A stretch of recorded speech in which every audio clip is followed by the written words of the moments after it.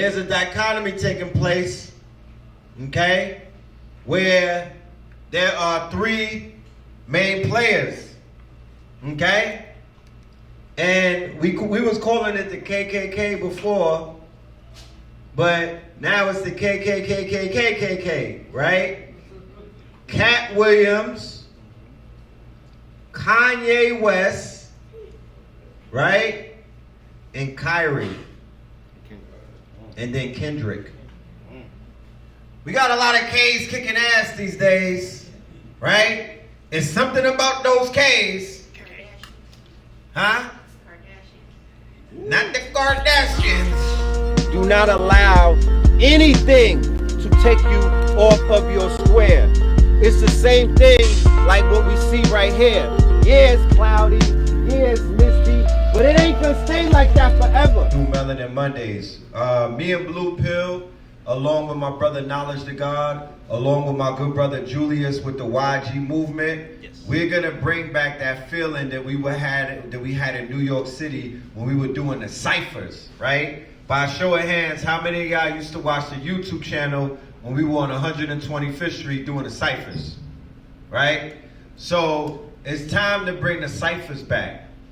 What the ciphers was affording everybody was a voice, right? And one of the things that the ciphers can do that being online and engaging with somebody's post can't do, or being in the comment section of a video can't do, the cipher talks back to you, right? It's an energy exchange. Literally, it's currency. You dig? Back in the days, they used to call it the cipher, where you had to drop the knowledge of the day. You know what I'm talking about? The 120. Yeah, what's today's mathematics? What's today's mathematics? And if you didn't know the mathematics, you got packed up and sent back inside, so you had to study. Because there was a thing called discipline, right? That was at the core and the foundation of these movements. And that's what's missing these days. There's no discipline. Like Blue said, you can't, too many people are skipping leg day, right? A lot of people not standing on nothing. There's no discipline. There's no penalty system. There's a lot of things that are not here. So what we are going to establish, whenever we are in the building, whenever we pull up, we're going to bring back something that has been missing. So it's not just about talk. So what I want to do to set it off is I want to start this cipher or this build about the Katt Williams effect with somebody in the audience who could come up here and tell us, how has your life changed? And how do you see the Katt Williams effect taking effect in the last 6 months? Because we all on our personal journeys. And we are, because if you are going through something, that means you're learning. If you going through something, that means your ass is in school. Don't drop out. Because that's the worst thing that you could ever do. I be seeing dropouts walking around the West End. I be seeing them all up and down. It don't look too good on the dropouts. But if you're able to stay and stand the quote-unquote test, then you're going to pass with flying colors. So is there anybody in the audience that want to share with us their personal quote-unquote Katt Williams effects? All right, come on up. Come on up. I'm going to have you sit here on this chair so the Zoom family can see you. Not camera shy, right? No. All right, come on, Quay. You're a legend. This is Quay Beach, y'all. I'm a producer, one of my, yeah. He responsible for the Red Summer album. Absolutely. Peace. Peace, God. A lot has happened since the Katt Williams effect, but the main thing that's really been on my heart is my intuitive nature to like knowing the land and knowing the trees I'm looking at. Like there are times where I'm driving and I'm not even paying attention to the road, I'm paying attention to the trees and like trying to figure out what this is, what that is. You know what I'm saying? I've been like uncovering a lot of research about the indigenous Americans and what they were eating and the things they were foraging. And I'm like, if, there's a whole conversation about black people being indigenous and all that, there's a lot to it, but I'm like, if we gonna have the conversation, we gotta actually do what they were doing and apply it, and they were eating off the land, so like it's really sparked, like, since the beginning of the year, it's like been a spark where I'm now able to definitely identify like at least 10 native plants or wherever I go. You know what I'm saying? But I'm working on growing it to like the next level where I can really get in my bag with it. So I would say that's been the most on my heart, for sure. Right. Quay GPT. And yes, Turn it to AI. he's multimodal. He turned into AI. You know what I'm saying? And he's able to identify his environments because, you know, that's what the technology is doing. The technology is going to give you an assisted eye. So there'll be goggles that I can put on, and the goggles will show me in nature which plants are edible and which ones are poison. And that's cool for technology, but it's almost like, again, we're skipping leg day. I'm not allowing myself the ability to acquire that skill set, you know, by teaching myself.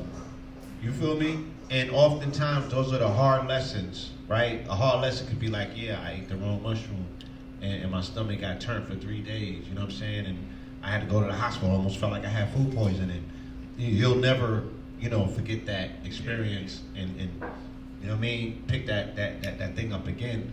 So while we are learning and while we are being pushed in certain directions, it yet to remains to be seen if we will retain, you know what I mean, those lessons if they're not being taught to us the same way, right? Case in point, like I was told when I was younger, it was like the evidence of a wise man is someone who learns from other people's mistakes without making them, right? So if I drop a gem on you and the shit resonates enough where you like, I don't gotta go through that because you went through it, that's wisdom.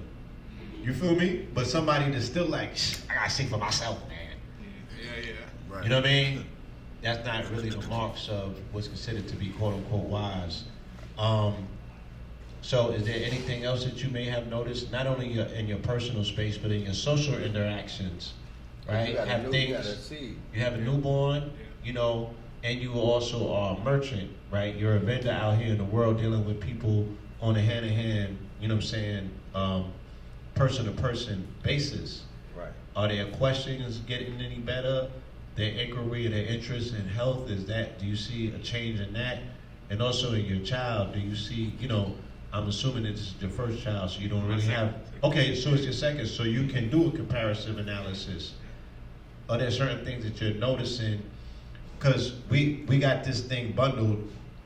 We got the Katt Williams effect, and I also got what I call pep talks, which is post-eclipse perspectives. So have you also noticed things post this eclipse in your children or in society that you might want to identify?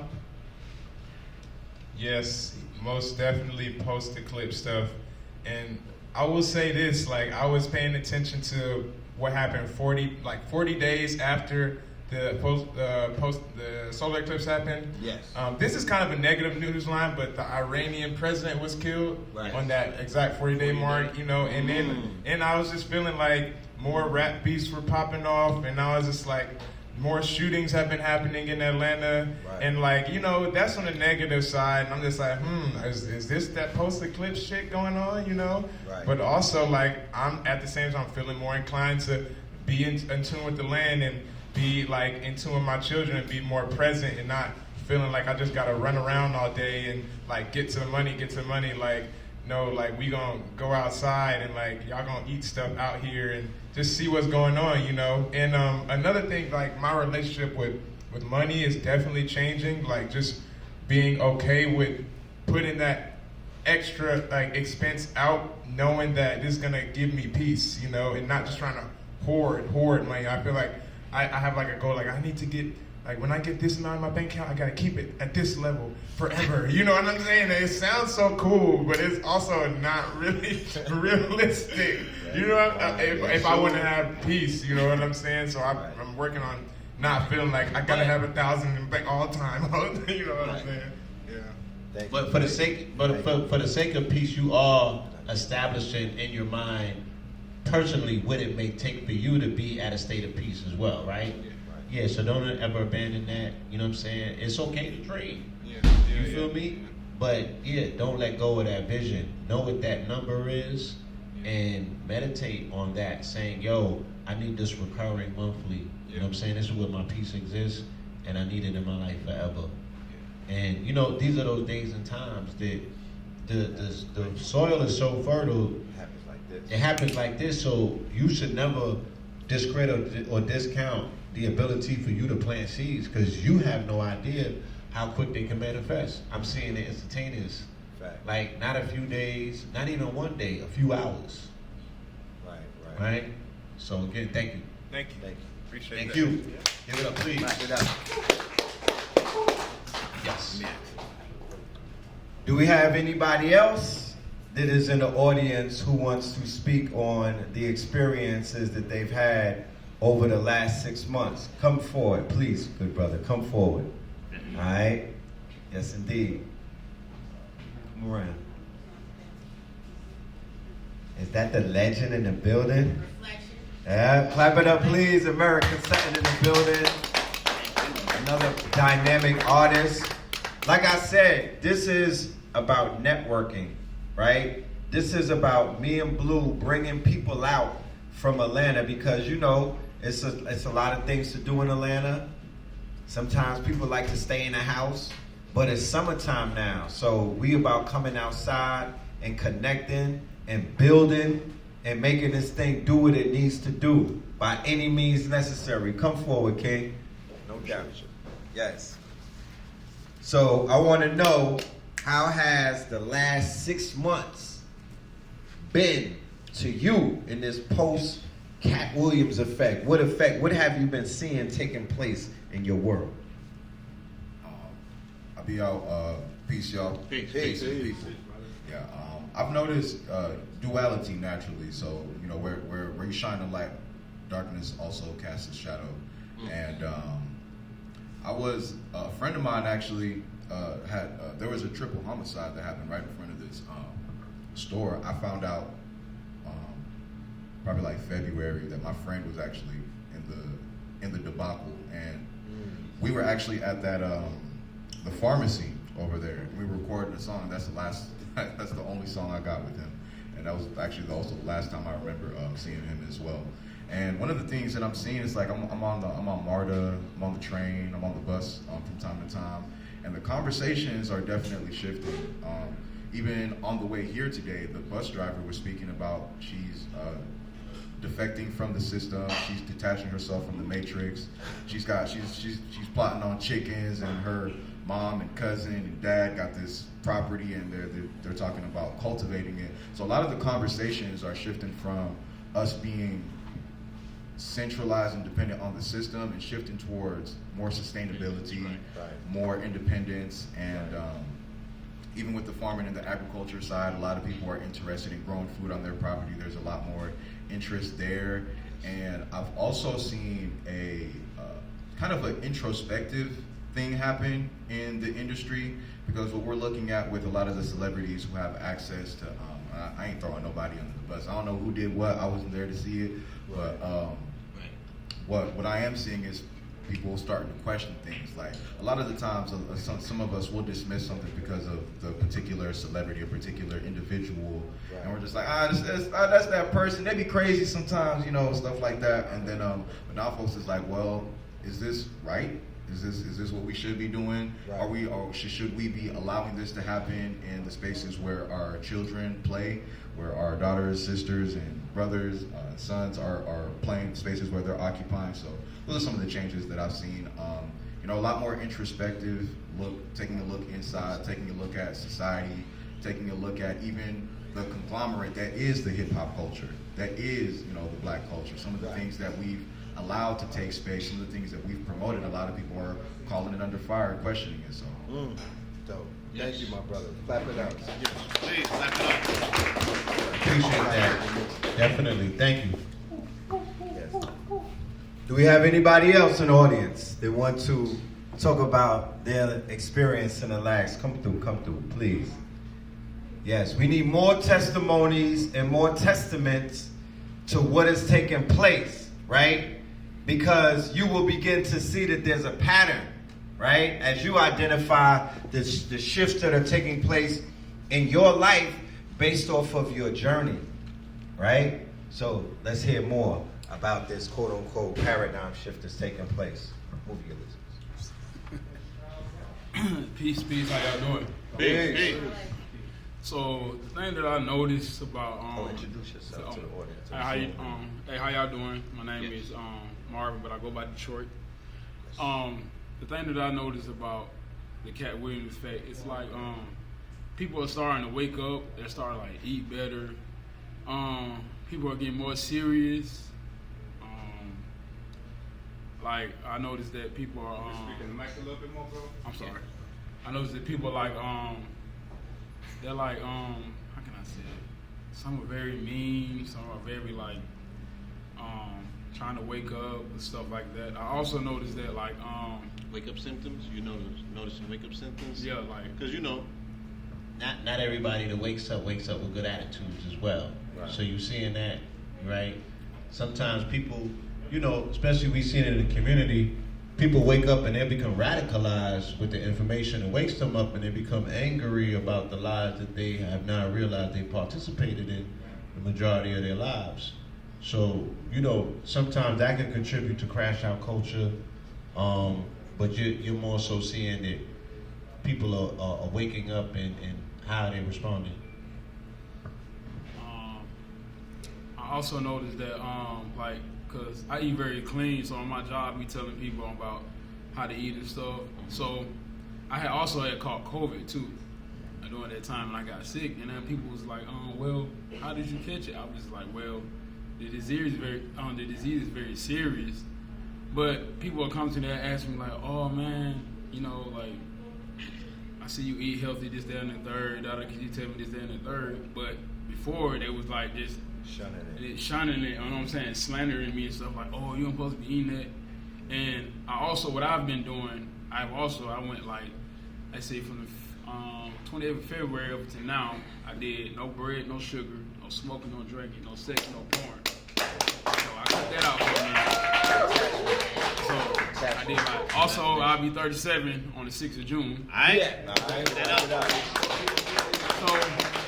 I had a female that I met, she was from Haiti, you know what I'm saying? So before I did this, what is it?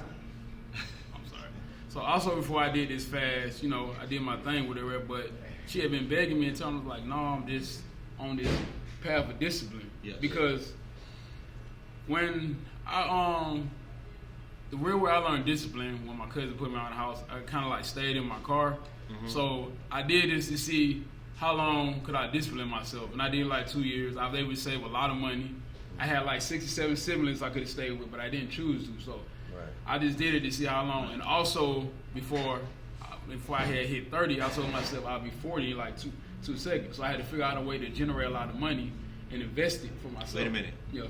So before you hit 30, you was having a conversation with yourself about hitting 40. Yeah. That alone takes a lot of discipline. Please give it up for him. Yeah. Sometimes people can't see the forest for the trees. Literally, they don't start thinking about 30 until the last day of 29. And then let alone, to experience the 30s until they think about the 40s. So again, that means that you are very conscientious of, your life cycle, and your intentions of how you're going to utilize your life force. Even with you making these decisions about preserving your life force. So, we want to definitely applaud you for being a shining example of that discipline. Willingly, like as you said, you willingly put yourself through some things to toughen your crystal and to learn some things about yourself. What was the most resounding thing that you walked away with after that 2-year period knowing about yourself? So I definitely saved a lot of money. Yes. I inspired a lot of people to work harder. You know what I'm saying? Also, like people that are younger than me, I would tell them how to invest, tell them about you guys, you know what I'm saying? Tell them about 19 keys, but sure, how to do this, because like it's people that have been working there like 11 years, and like somebody working there was 19. I was telling them, bro, I was like, bro, just take your money and invest it, because you're gonna kill yourself working with somebody else. I also learned that you ain't a man if you don't discipline yourself. You know what I'm saying? Like, if you don't, you know what I'm saying? Because most men, they set the tone. You know what I'm saying? So, if you set the tone, you know what I'm saying, you really lead the females. And females, I don't know, like, they only go by, like, when you set the tone, they go after what you're doing. So, like, for instance, somebody can be in love with somebody, they both can be doing crack. But if they love each other that much, they'll stick with that person. Hell yeah. That's what I'm saying. So I used to always think, like, why that guy act so dominant, this, that, and the third, and I'm over here being nice. So I had to learn. Nice guys finish last. So you have to do some type of dominance. You feel what I'm saying? Like, please, not necessarily, I wouldn't say beat them all the time, but just lead in the right way where things would be more, easier for them down the path. Because honestly, to me, I feel like the black woman can't do it alone, and she needs some type of masculine guidance. Because she can't raise a boy by herself. No, it has to be that. Because I have talked to plenty single females that have kids, and they're like, oh yeah, I need to do this, that, and the third. But some of them don't listen, so I have to go the other way. And me personally, I think as a man, you should get yourself together if you really want to have a family, this, that, and the third, because it's going to be hard to trying to raise somebody when you don't have your own foundation, mentally, spiritually, financially. Clap it up for the God, y'all. I appreciate that. Thank you so much. Maybe we could have a whole day set aside to have that level of conversation. You know what I'm saying? And that is, as a community, is it responsible to develop a checklist to say, I got to have these things aligned in my life before I pursue a relationship, right? Because some people feel that even if they're fractured, the relationship is going to make them whole. And then there's other people that know that you have to bring a complete version of yourself in order to be in a relationship. And it's just like trying to help or heal anyone. You can only help or heal someone if you yourself are healed. And you can only help if you have something to give, right? So your cup has to run over. So you have to be dealing with some aspect of abundance in order to give, because you can't give what you don't have. Because you can give to a detriment. You feel me? You can give to a detriment. So we definitely need to have that conversation at some point. And something that the brother said, it stands out to me, and I wanted to share with y'all. He talked about something that he had to give up in order to receive something. That right there, my friends, is spirituality in a nutshell. If you say that you're on a journey, but you're not sacrificing anything, then you're not really on a journey. If you're not restraining from something, then how are you testing your strength? Like, what is your measurement? If there's nothing if you're not giving up something that was attached to you. So the key word is detachment. And that's something that they're not talking about enough. How do you detach from desires, right? Versus jump head first or feet first into desire and lust and all of these other things that this city and other cities promote. Or other communities promote wholeheartedly. No discipline, right? But claim spirituality, claim all of the lofty positions that come with that. Wear the uniform, but you ain't suffering from nothing. You ain't putting up, you're not sacrificing a damn thing. It's not, it needs to be examined. So salute to you for your journey. Do we have anybody else in the audience? Because we do have a presentation that we want to start. So I will ask you to keep it to 2 minutes. But if there's anybody that wants to join the cipher and talk about the Katt Williams effect, how you've noticed not only your life change, but the life or the whole scene, the movie scene, everything around you, your surroundings, if you've seen it dramatically shift. And like I said, we have a whole presentation prepared so we could walk us down this quote-unquote path, because time is going so fast, you probably didn't even realize you 6 months into the Katt Williams interview. You know what I'm talking about? So there's 6 months left in this year. Right. So we're going to identify what the last 6 months was about, right? And how it may have affected you personally, but regardless if it touched you or not, the whole world changed right before your eyes. So we're just going to imagine if the first 6 months was like this, what is the last 6 months going to be like? Because it ain't how you start the race, it's how you finish it. So as a community, are we going to work as a community for the next 6 months? Or are we going to keep playing this individual shit? You feel me? Are we going to work as a collective? Or are we just going to do it in name only or in caption only? Collective. Is it real life R-E-A-L, or is it real life? R-E-E-L. Y'all want to stay in the matrix? I don't. I'm tired of talking into a phone.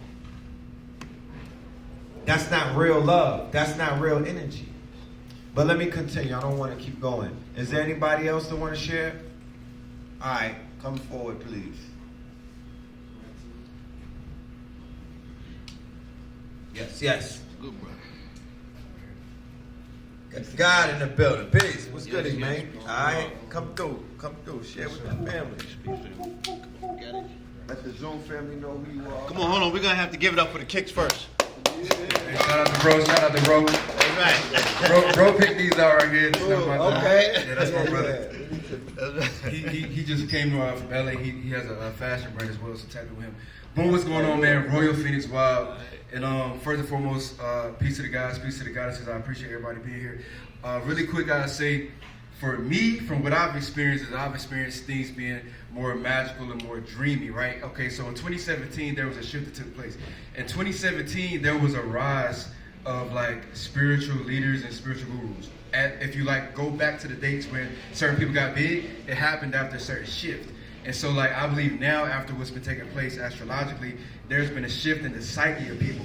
So therefore, like people are, with the Katt Williams effect, like their psyche is opened up to a higher level of thought based upon the energy that they're merging into. So it's like, I feel like it's a time for us, those who do know and are aware, to be even more responsible. And I feel like if you know and you're not setting the example of what you talk about, you're not walking it out, I feel like from what I've seen, that you will reap the consequences of setting the wrong example. You know what I mean? Because I believe people are wanting to tap in more. They don't have a choice. I mean, it's just where we going. It's the energy, you know. So overall, that's what I've seen the most, and it's made me more responsible.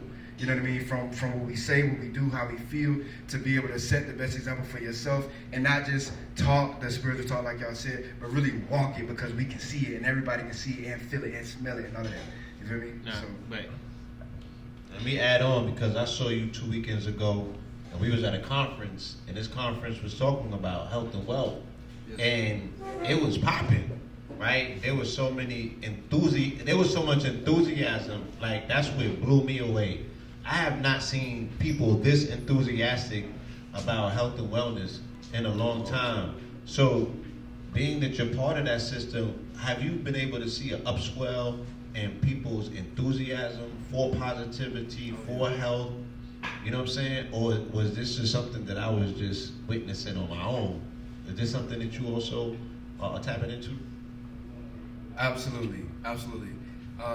People, because we're cells in the body, so it's like, just like if you have cancer in the body, the cells are going to work together to rid out that negative energy. So with us being cells in the body, we are naturally evolving to a higher frequency. So therefore, being in alignment with health and wealth makes sense. You know what I mean? And so you can see it being acted out. So I witnessed it too. So I'm paying attention. But because a lot of times it's easy for us to be, oh yeah, like let's go crazy. But before I do that, I'm like, let me pay attention. This is interesting. There's a shift going on. You know what I mean?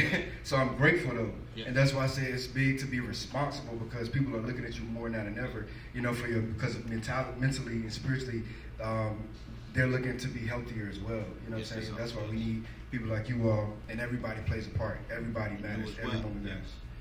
Thank you, my brother. Appreciate it. Clap it up, y'all. Thank you. Clap it up, please.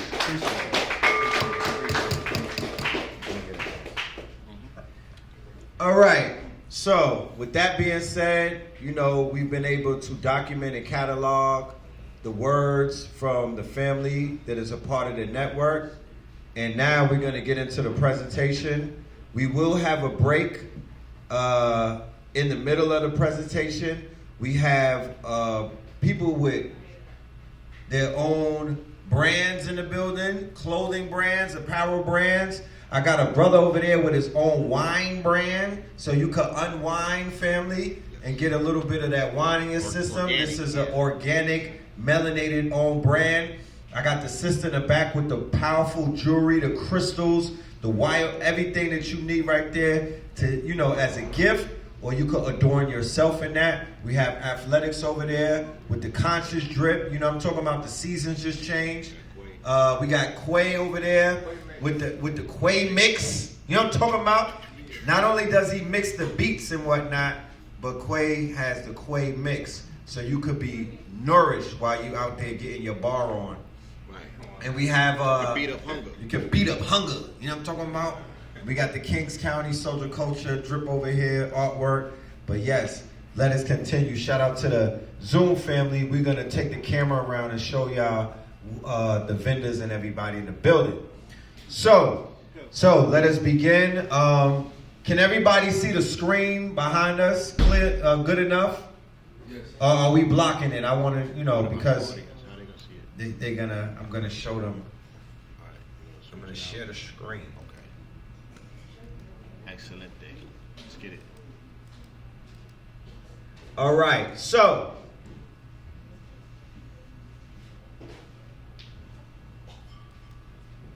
the Katt Williams effect, right, is basically what people were touching on earlier about the fact that there is a shift taking place in society.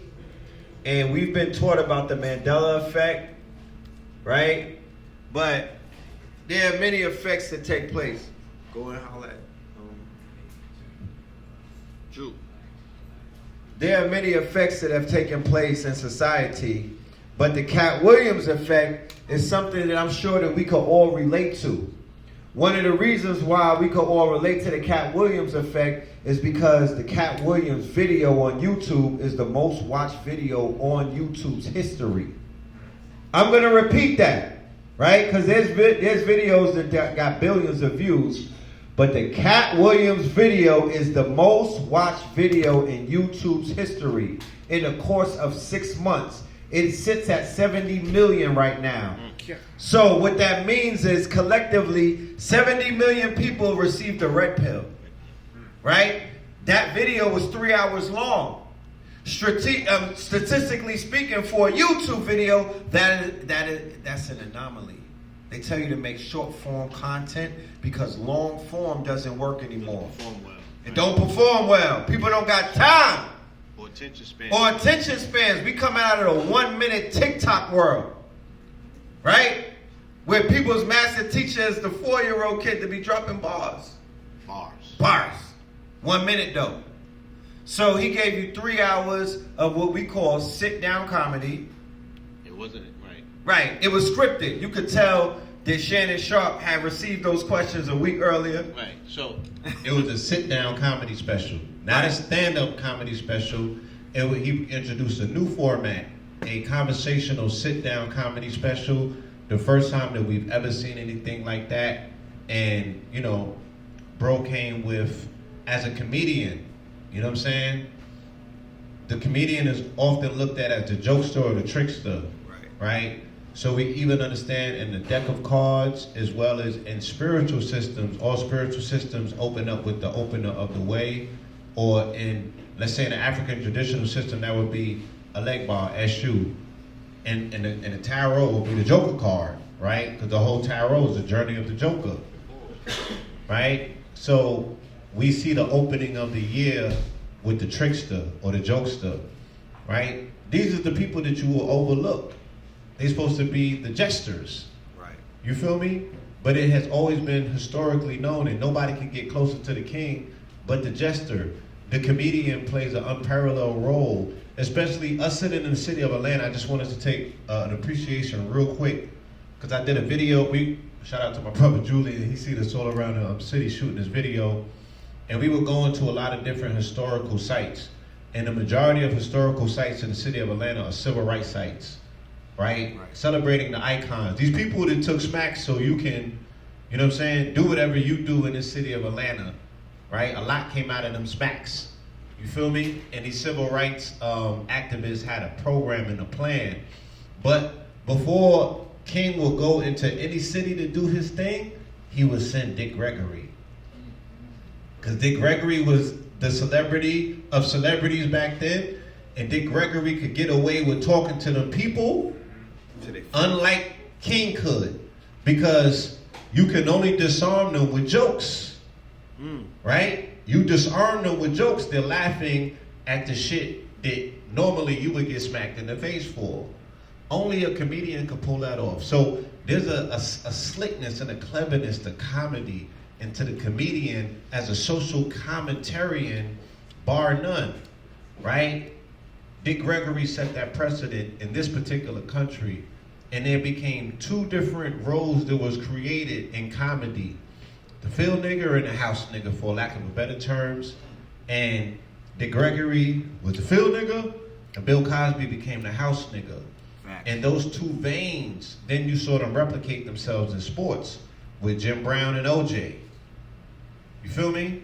Right. All of these things are coming full circle right now, and we are living at a time where we're seeing the brilliance and the magnificence of the court jester or the trickster or the comedian who now is having, how can a comedian have the most serious conversation amongst us as a people that has initiated and inaugurated change, right? These niggas got on perms. We're talking Katt Williams and Terrence Howard at this point, right? This is us judging books by the cover. We will overlook them and say, this is the last place information and consciousness is gonna come from, but look who became the game changers in our society. The people that we overlook, the stones that are often rejected. Right. Indeed, indeed. So I want to get right into it, right? There's a dichotomy taking place, okay, where there are three main players, okay? And we was calling it the KKK before, but now it's the KKKK, right? Katt Williams, Kanye West, right? And Kyrie. And then Kendrick. We got a lot of K's kicking ass these days, right? It's something about those K's. Huh? Not the Kardashians. They getting kicked these days. You know what I mean? The opposite of that energy. So these K's, when you hear about the KKK, they represented a certain type of energy, but these K's are representing a whole nother type of energy. It's an energy that's in alignment with the energy that we say that we're tapped into as a people, right? This quote unquote, the sun is waking up. The solar flares are going off. Where in society are we seeing the results of that? Well, what we begin to see is a waking up of a certain particular group of people, right? Because I just want to say this before I give Blue the mic. Everybody often talks about the thousands that are needed or the millions that we need to make something happen. When you don't realize it just takes one of you. Just one. Just one. Just one. You don't gotta be a celebrity. You don't gotta be an athlete. You don't gotta be an influencer. You just gotta be about your purpose. Many of us have been sent here to do things more monumental than a Kyrie Irving, more monumental than a Kanye West, more monumental than a Katt Williams. But because we might not be on these stages with these lights and cameras on us, people might not see the importance in self. So they live vicariously through these characters, right? They're their saviors. Like Kendrick said, I'm not your savior. They do the heavy lifting for the people when they don't want to do it. They speak for you. They talk for you. But the minute they get nailed to a cross, where you at? That's why nobody want to come down here and be a savior. That's why nobody want to incarnate to be a messenger. Because the minute y'all see some damn nails, y'all go running. He on his own. Right? But these people are putting their careers on the line. They putting their life on the line. Terrence Howard put his life on the line. Straight up. To be ridiculed. To be ridiculed about his hairdo, right? About his hairdo. If he did not have 94 patents, he'd be in a suitcase somewhere and they would be taking all of his hard drives and they would throw a case on him, ridicule him, wipe him out, discredit him, and then be popping up with all of his patents the next week. That's how real it is. So we're learning from not the mistakes, we're learning from the power moves of others. He's showing you how to move in a room full of vultures. Nigga, you better get your patents before you pop out conscious, nigga. You want to impress somebody, but you don't got your shit together. They out here murking people. They not playing. You playing with it, but you don't realize you got billion-dollar companies shaking in their boots just because you trillion. Just because you got the audacity to say that they got the caucasity to be lying in our face. For real, for real. And you got the proof. And you got receipts. Right. And you can prove it. So just further proof about the K effect, right? Because we ain't been seeing that many mass shootings. So these brothers is busting their Ks in a whole different way, right? January is the 11th month if we follow in the astrological calendar. But even if we're not, and we say it's the first month, January stands for Janus, which is the two-faced God. So that's in the 1 and the 1, that's in 11. The K is the 11th letter. You know what I'm saying? And Janus or January represents a door or a gateway. That's what Janus represents. So now we're seeing, right, these Ks coming and presenting you with a door. You could get with this or you could get with that. Katt Williams did it, Kyrie Irving did it, Kanye did it, and Kendrick did it. Made a whole anthem about it. Pick a side. They not like us. Right. And pick you can get with this or you can get with that and pick a side. Right? So what is it about the K's or the Kaf? You know, in Hebrew the letter K is Kaf. You feel me? These are very, very interesting times in terms of our observation. Anybody seen any Kyrie playoff highlights? That man deserves an apology from all of us. Alien. He's an alien, right? He's unreal. So even a day like today when you find Anthony Fauci being grilled by the Senate and the world finally finding out the complicity that the governments have with the corporations to defraud you of your livelihood with the COVID vaccines and the whole pandemic, because he said all that shit was made up. Facts. This man stood his ground, right? And didn't get the jab, didn't get the juice, and now he's out here playing like an alien amongst people who may be biologically compromised, right? This dude is unreal. So the Katt Williams effect, you know what I'm saying, is also the Kyrie effect, is also the Kanye effect, because Kanye deserves an apology too. He deserves an apology. I'm sorry, and I'm not gonna get, you know, I'll keep it safe. I'll keep it safe. But whatever he was saying, if we was to revisit that conversation, right, and go through some receipts, you dig what I'm saying? Then we'll be able to see that there was some credibility to what was being said. At least where it was like, yo, if I'm trying to inform you that you need to look at this or pay attention to it just for your own personal sake, he was what's called a harbinger. And that's what I was saying back then.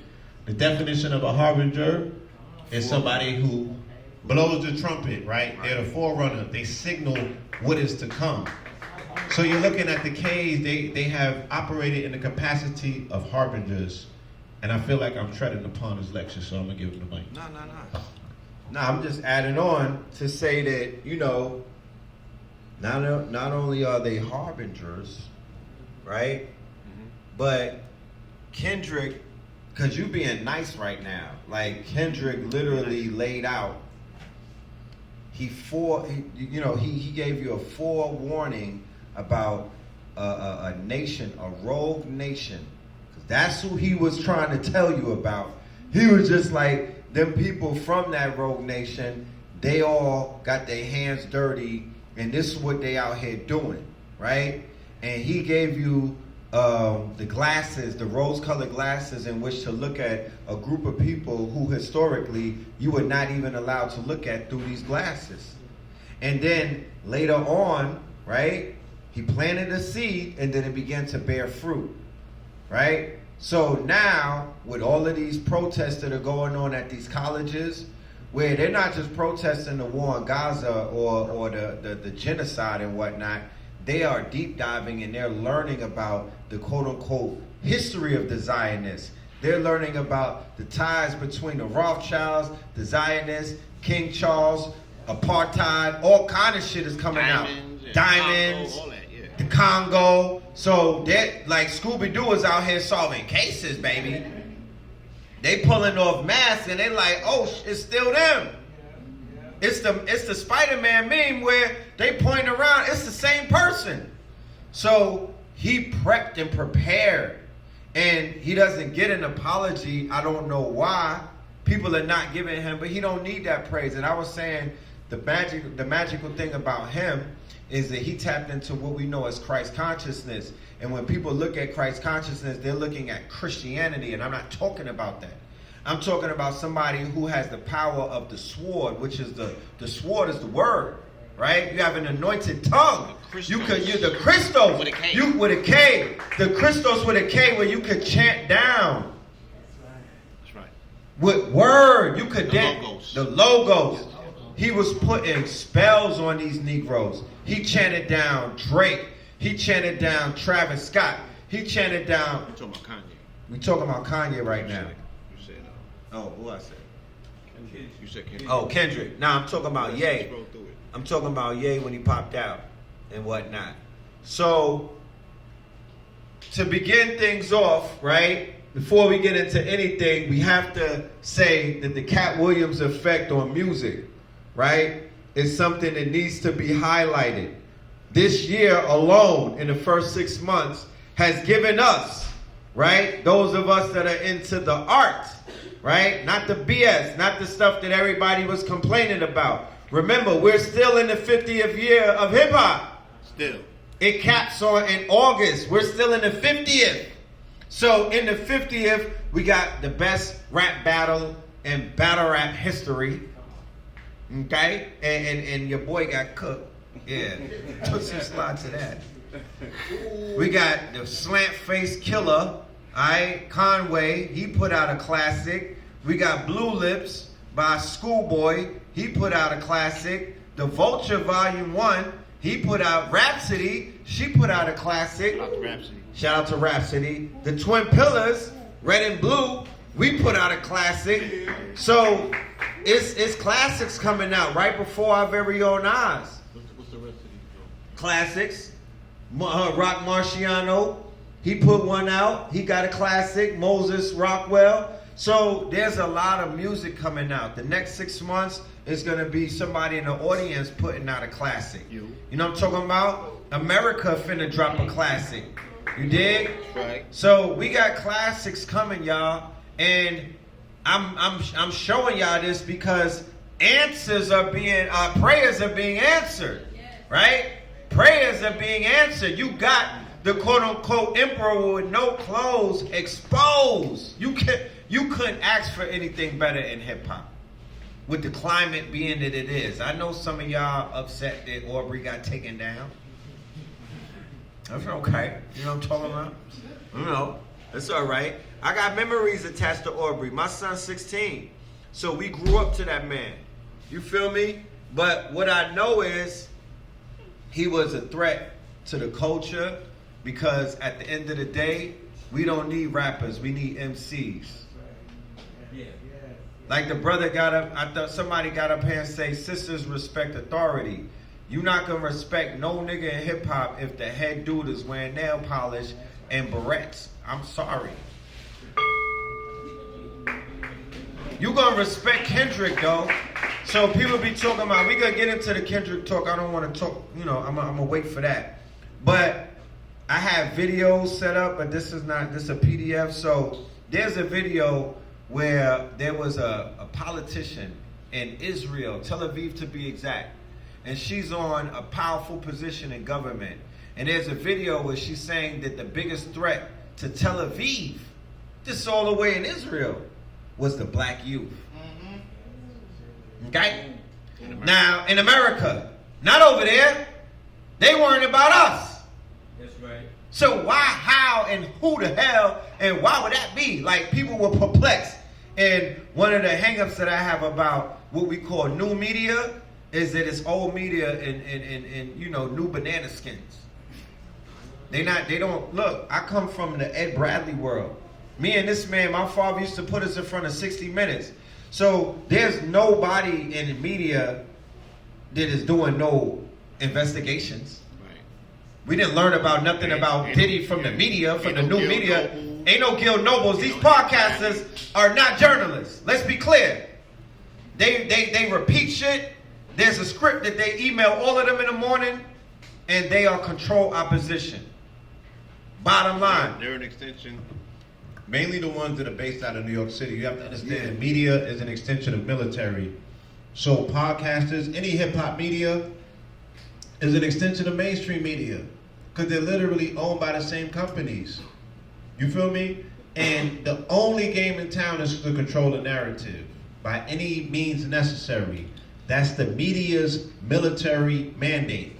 Control the narrative. You feel me? So no hip hop media coming out of New York City is necessarily quote unquote independent, other than my guy right here, Hip Hop Is Real. Give him a shout out. Yes, yes. Right? And I could vouch for all hip hop, right? Those are good dudes. Chuck Creekmore, when I started my journalism career in 2001, like he was the first one. We had a newspaper called Four Corners.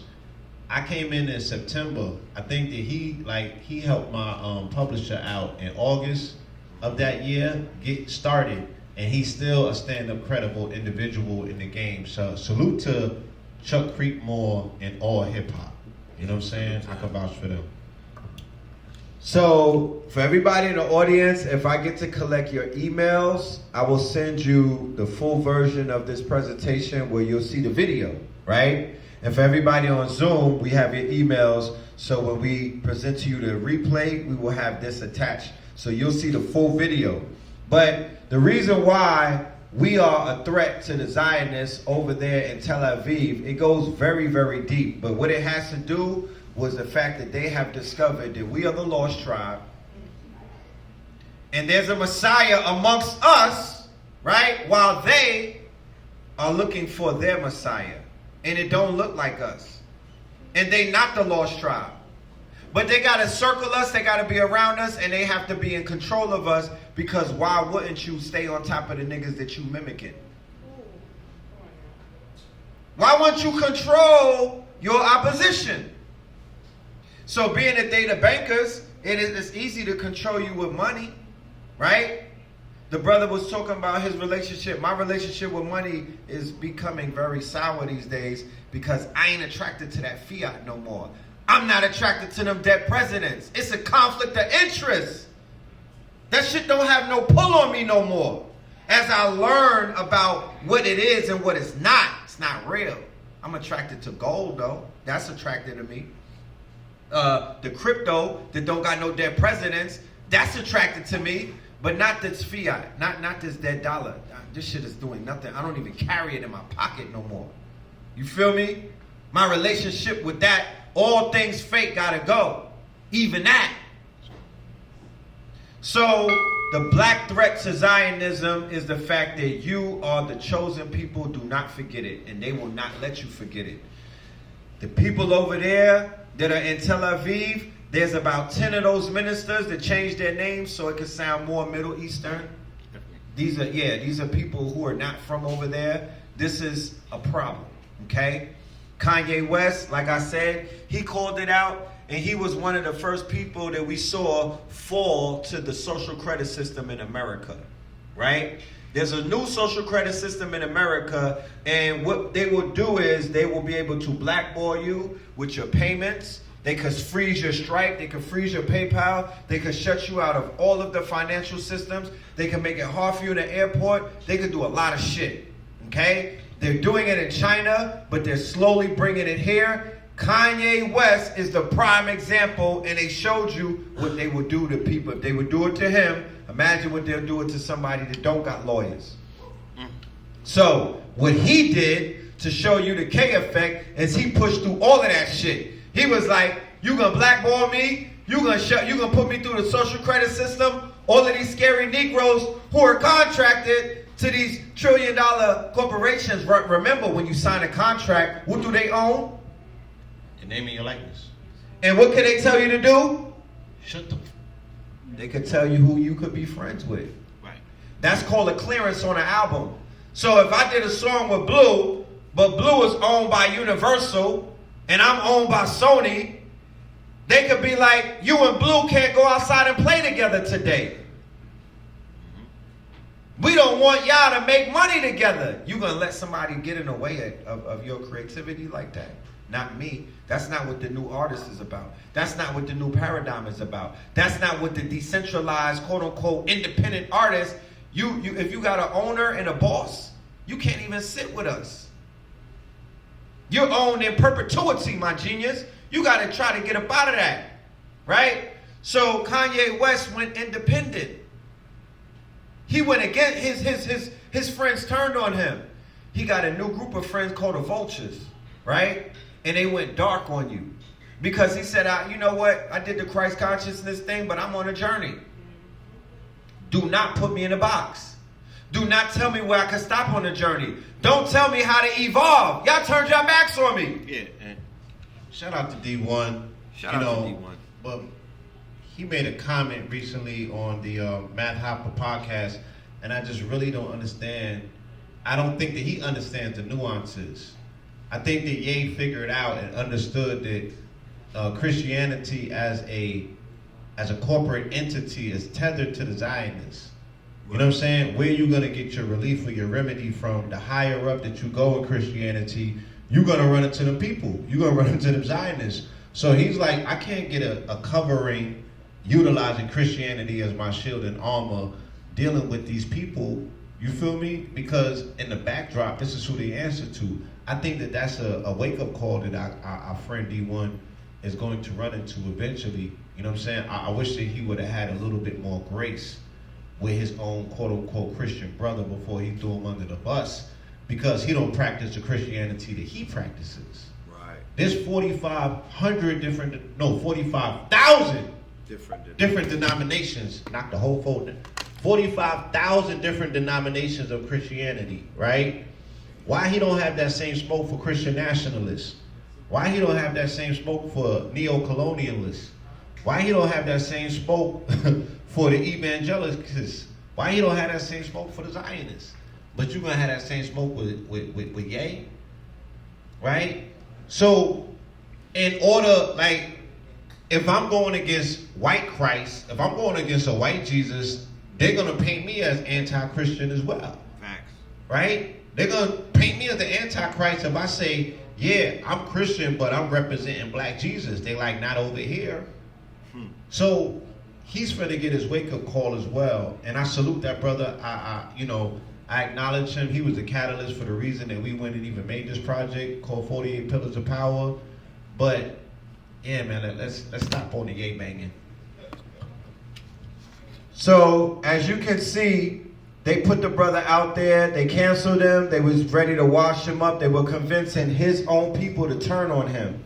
When he was trying to turn the lights on and tell you about an enemy that was lurking, right? Who was on the horizon, okay? Who showed their hand on they basically have showed the world their fangs and whatnot. Anybody that kills children and runs them over with bulldozers on live. Anybody who rapes children and laughs about it. Anybody that massacres elderly people and laughs about it and plays with it and desecrates the deceased body, because they're doing that on TikTok right now as I speak. And I encourage you not to go look for it. Okay? Because you can't unsee certain things. But the level of carnage. It's advantageous to be on the cross when you in America fighting against this beast. Do not turn from your brother if you see him nailed to the cross. Do not turn your eye or your cheek from your sister if you see them going through what they call is tribulations and trials. Because when you get through the fire, if you don't let it burn you up and turn you into ash, we got living proof and examples that you will come out greater. Don't they say it's greater later? That's what they say. But we can't take the pain. We can't take the pain. Niggas is living a soft life. We can't take the pain. Everybody got full body tats, but we can't take the pain. Black people crying and boo-hooing on TV, getting wild emotional, no results, pouring their heart out. Been doing it since Trayvon. Giving up all of their energy, right? All of their loosh to something that's feeding on you, feeding on fear, feeding on despair, feeding on all of these lower frequencies, feeding on no justice, no peace. So you don't have no peace because you was out here chanting yourself down. Hands up, don't shoot. I can't breathe, and then COVID came. Come on now. Hands up, don't shoot. They start spraying niggas. You chanted yourself down, right? Because once again, the power's in the word. And when you find out where these slogans were created, then you be like, damn, they was against us the whole time. But let us continue. So here's these articles saying that Kanye destroyed himself. They wanted you to feel bad. They wanted you to count his money. They wanted you to cancel him, right? But he is uncancelable, along with a few other people. Can't cancel people in the attention economy. It's an oxymoron. You can't cancel nobody in a troll economy. There's too many niches alive. There's too many niches for you to cancel it. And they be like, oh, I can't sit with you at this table. I'm going to go sit at the other 1,000 tables. You can't cancel me. You know what I mean? So where they pushed them out of one sector, it put them into another one that actually made him better as an independent artist. And he was able now to inspire millions of other people to say, you know what? If he could do it, I could do it, right? So the Katt Williams effect is the fact that people are watching, right? They are watching these quote-unquote messianic figures closely. And the reason why I say that they're messianic is because they're going up against the quote-unquote machine. They are showing you that something is underneath this quote-unquote, they're lifting the veil and showing you that there's something behind the curtain. Okay? That is a messenger for the people. And when you come with the right type of energy, it's a messianic energy. Nipsey Hussle had a messianic energy. Henceforth, why when he made transition, he became bigger than life. Right. And let's clarify that. Like you said, we're not talking about walking on water, more so than when they said the kristos came and he was turning over tables, or the money changers, right? You're going against injustice. You're going against authority that is displaced. You're going against institutions that don't benefit you and your people, corrupt institutions.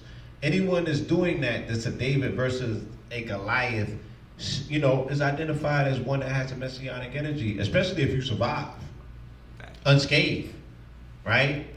Then that's evidence that your God is stronger than the ones that you oppose. Right, because they would have crushed you. Because they would have crushed you, right? It's their benefit to get you up out of the way, especially if you are embarrassing them. And again, the only thing they're concerned with is controlling the narrative.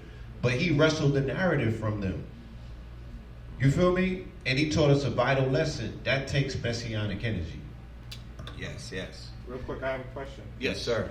You said like he was unscathed, but didn't they take him from being like a billionaire, like one of the fastest, richest black billionaires? Right. Well, he broke the paradigm of cash rules everything around me. Okay. In his paradigm, it was the creator rules everything around him. In his paradigm, it was the community rules everything around him. In his paradigm, it was his creativity ruled everything around him. So he was able to show you his personal valuation is him. It's not the numbers. Brands off and all of that. Yeah, it's not the numbers on the screen. And often we're saddled, right, by the fact that we're tethered to a check. So people are scared to pop out because it has financial repercussions, right? They'll crush you financially. But if you want it, like homie said, like, nah, I'll just go in the forest and throw up a tent. You know what I'm saying? Right. For the integrity of my word, if I gotta sleep outside, so be it. If I gotta be in my whip, if I gotta be, if I gotta be in my cyber truck, so be it. Right. Then what are you gonna do to a person who is totally dismissive of your reins that you utilize to pull them back in? Right. If they're willing to cut that cord themselves, how you gonna reach them in the wild? Right. So look, the Katt Williams effect, right? Kanye, independent, right? Because it's been these endorsements. It's been it's called attachments. They call it other names. Only thing is attachments. People in the spiritual community, y'all getting attachments in different ways. But when you are an athlete or an actor or a rapper, you're getting endorsed. You're getting sponsors. So you got Coca-Cola attached to you. You got McDonald's attached to you. You got Estee Lauder attached to you. And what do they expect from you? That energy that you got. The only reason they attach to you because you got the light. You're going to help sell their product and they're going to cut you some fiat, right? But they're going to your face become affiliated with their brand and everything that their brand is about, right? So if it comes out years later that they was doing child trafficking or if they was doing slave labor, that's on you, buddy, right? And that money that you was getting from them might already be spent up. But now your quote-unquote brand, your brand is damaged. So what are you being shown? Katt Williams is independent. Kyrie Irving, Nike dropped him. Well, he got his own kicks. Guess what? Independent. So he's showing you build your own brand up. F all of these other brands that we don't know. We got athletics in the building. Shout out to athletics in the building, right? We know that brand. We got the brother with the wine and whatnot. His name is Wine. Shout out to Wine over there. That's Wine with the wine. Cup finish, by the way, yeah. And the cup finish, and I need one. You know what I mean? You know what I mean? We got independent people in the building. Yeah. So that's what you learning. Get off of the titty of Rome. Get off of the lap of these people. Stop whoring yourself out for these brands. How many times do they got to tell you don't mean nothing to them? Right. You don't. Right. Give back to Caesar what is his. Get back right? to what is his. It sounds like a slogan, but what does it look like? What does it look like? We are now witnessing these slogans come to life. We're witnessing what it looks like to give back Caesar what is his. We're looking at what it looks like to be Hannibal while you're in Rome. You feel me? You're supposed to sack Rome like Carthage did. Who wants to be Roman?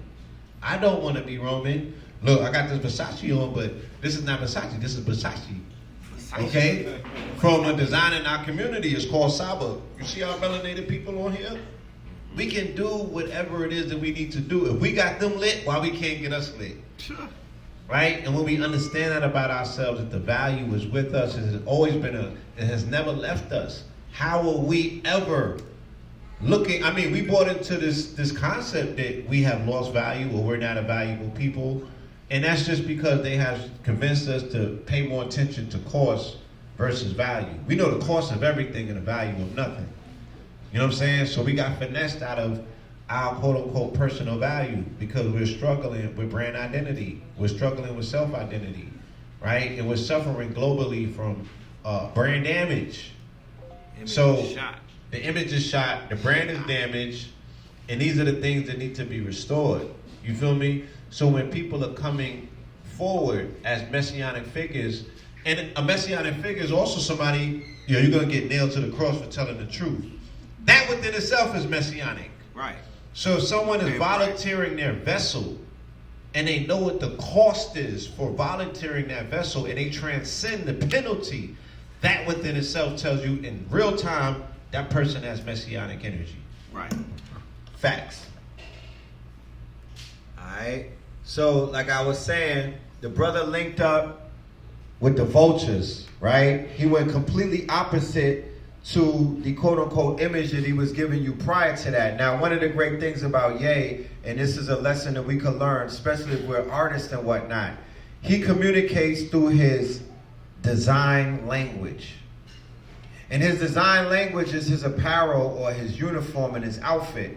Remember, he didn't talk to you niggas when the vultures dropped. He wasn't talking. He was taking pictures.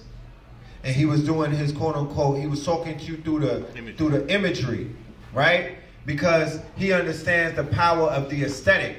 So he showed up in all black. He was tapping into the whole opium movement that Playboy Cardi and them is in, where you see these young kids, they're into gothic, they're into emo, they're into the quote-unquote all black. They got the inverted cross and whatnot. I scared a sister yesterday. She seen my pentagram. She was like, but it's inverted. I was like, are you scared yet? Like, did I do the job? God damn. Since when does symbols scare people, right? You need to get out of your spookology, okay? Because if you gave a symbol power over you, then that means that you're not even on a journey like that. You still in baby school. You know what I'm talking about? And sometimes people are going to do things, just to test you. So here it is. He popped out. They in all black. They got a different type of energy. You know what I mean? It's a middle finger type of energy. But that energy somehow got him to number one. Right? And you know, men lie, women lie, numbers don't. And in this music industry, you got to beat them in the numbers. You got to beat them in their own game. That's the only thing they respect. That's the only thing they respect. So once he did that, they had to come up with some distractions because there was no way that they wanted you Negroes that are trying to be signed to their record labels thinking that you could do it independently. Right? So immediately after that, we got the distraction of the goddamn year, right? Not to say that it was something that the industry put together, but it was something that the industry put together, right? So you got the Civil War in hip-hop kicking off where everybody was going up against BBL Drizzy. Your man's in it, right? And it already had started, though, because Kanye kicked off the Civil War when he was like wilding out. He began to draw the line in the sand, right? But this time he was standing on hurt and pain because homie was piping his whiz and whatnot. So people was like, I don't want to join that fight. You know what I mean? You making it about, you know, Pete Davidson versus you. So it was a little but it was the beginning of that drawing of the line. Then you had the situation with, of course, like that, where Kendrick went after Drake, and then everything began to unravel. This man right here, in the year 2009, Blue Pill was one of the first people in the community who gave a thorough thesis about who Drake was based off of the constellations, the Draco star system, and he was able to lay out a whole bunch of things. 2010. But there was one thing that he did where he compared Drake to Jake Scully, because that was around the time when Avatar was lit. So Terminator Salvation, yeah. Terminator Salvation and Avatar was out at the same time, and both characters were played by Sam Worthington, who comprised the role of Jake Scully in Avatar, who was the dude in the wheelchair. I told y'all back then that was goddamn Drake, that was Jimmy Brooks. He's a hybrid. And then he went and he became the hybrid in the Sprite commercial or the 7-Up commercial. I had already called this in the lecture. I did it in the Little 5 Point in 2010 when we came down here. We went to Serpent Mountain and did a ritual before we came down here to show you, as Scorpios, yo, y'all about to get introduced to the Draco ritual. You about to get inaugurated, right? Because the procession of the equinox dealt with moving from, we left from the age of Draco into the age of Ursa Minor, which is the little bear, which is Kanye. So we are literally in an epoch of time that is ruled by these people that you call stars, that are actually constellations, that represent pockets of energy, right? The way that we could say that he's not just a star, but a constellation. What does his family tree look like? How many stars came from the star known as Kanye? Huh? He's a constellation that has stars within him. You feel me? So we called this shit, or at least I did, in 2010. Right. So to see it unravel was a beautiful thing. What was exposed, ultimately, it was bigger than Drake versus Kendrick, right? What Kendrick was exposing, being a Hebrew Israelite, was the fact that as somebody who was, who was not of that quote-unquote Messianic tribe, he was showing through the culture that the culture has been hijacked, right? Drake is a placeholder.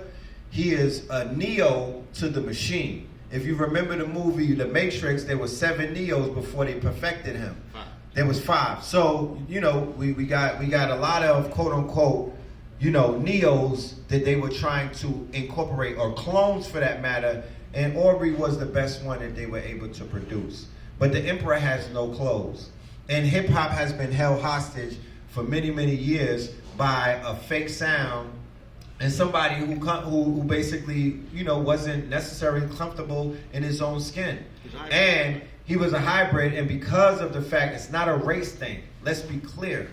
I am not talking about race, because race is a construct. It's not real. We're talking about ethnicity, okay?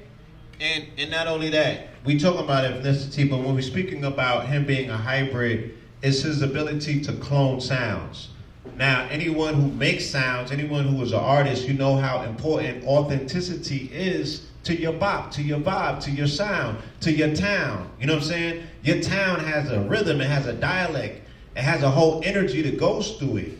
You feel me? And then when we catch regional artists coming out of these towns, it's because they represent the pocket of energy that this town represents. Right. So when Kendrick called out the fact that, you know, Drake uses Atlanta as a factory for vibes, for sounds, this particular town, that's what this place gives up. It gives a frequency, it gives a vibration. And if you're able to catch that and catalog it, it's going to take you to places that are unprecedented. With that, I want to definitely acknowledge the life and legacy of our brother Rico Wade. Can we give him a round of applause, please? Nah, y'all can do better than that. Y'all can do better than that. This is Rico Wade, right? This is the godfather of the sound that y'all fell in love with Outkast, Organized Noise, right? Now they out here catching Ricos and whatnot. But when I came here in 1997 and I heard Goody Mob's album and whatnot, and I tapped into that Outkast, I saw them at the Tabernacle, it changed my life. Facts. So that is what we want to recreate this summer, summer 24, in Atlanta. With all of this talent out here, we want to create a new sound. We want our own Dungeon family. You feel me? We got Andre 3000s in the audience somewhere that need to be found. When we went to see Andre playing flutes the other day at the Jazz Fest, he said if it were not for Rico Wade, you would not have Andre. Because he gave him the impetus to be great. Courage. The courage and the confidence. Yes. So we need coaches. We need OGs who don't want to be teenagers. Right? Yeah. We need to snap out of living our third childhood, elders.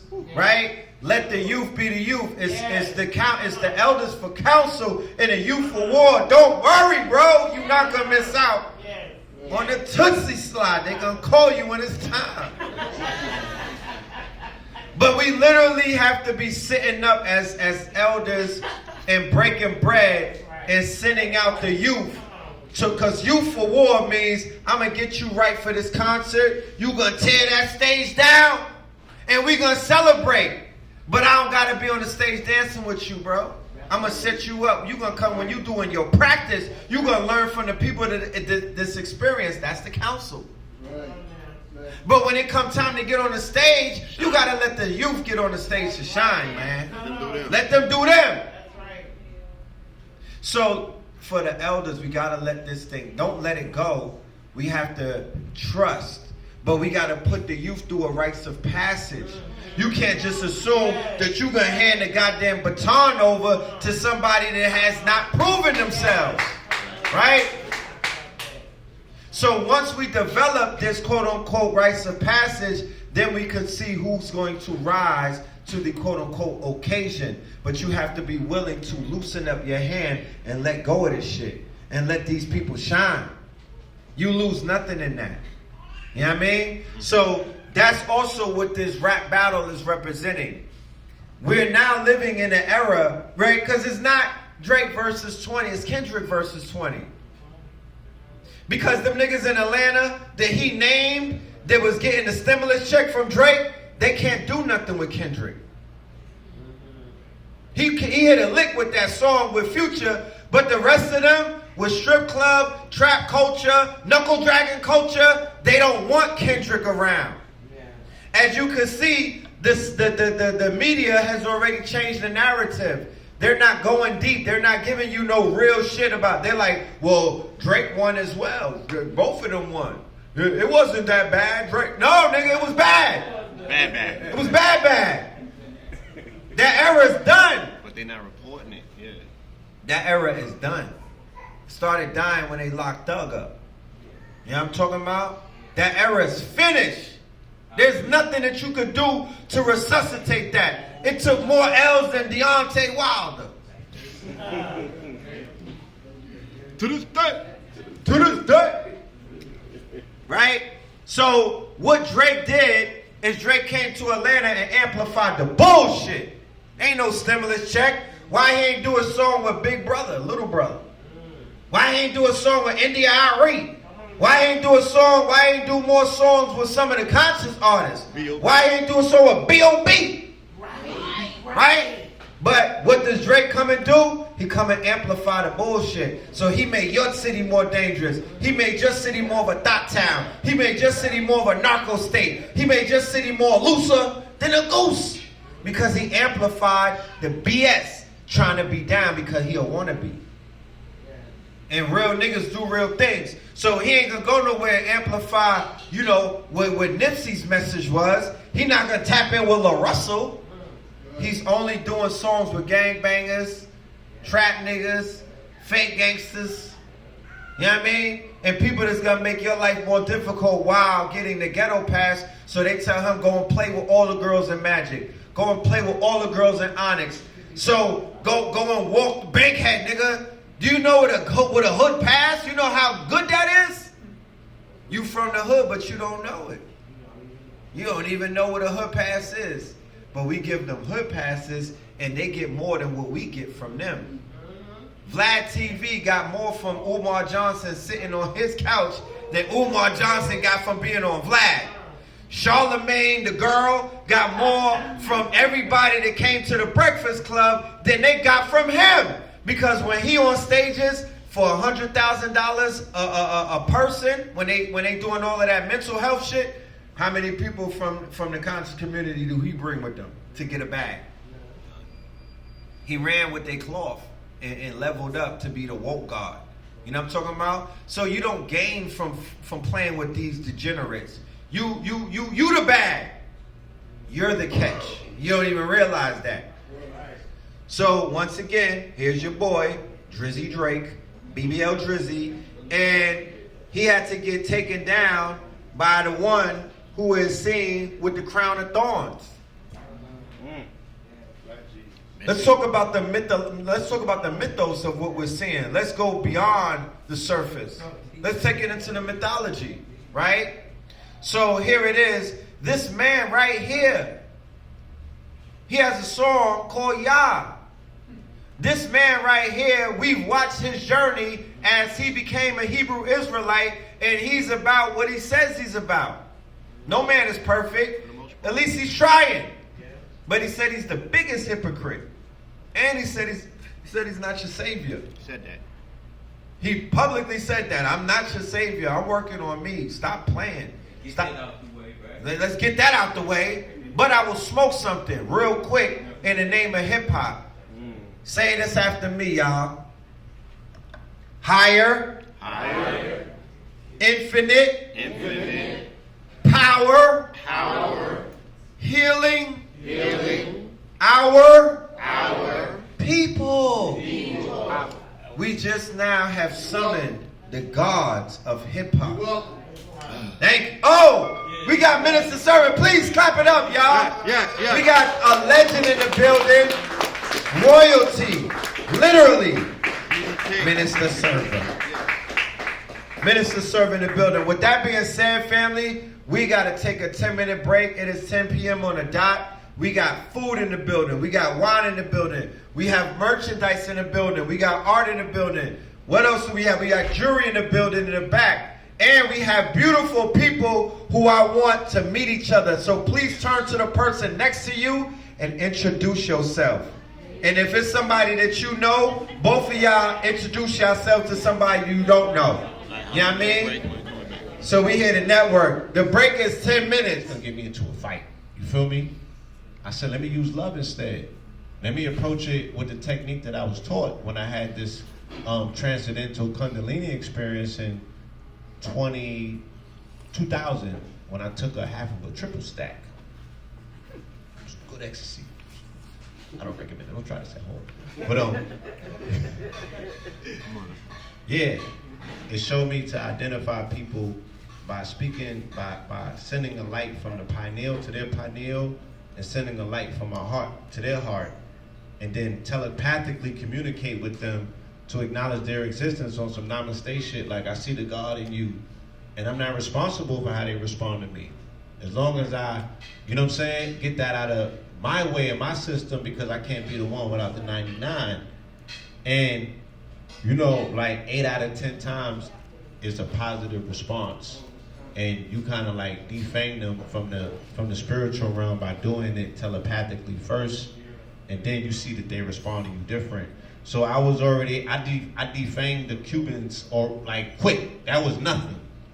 It was all the other people that we have fake apprehensions about that I had to overcome.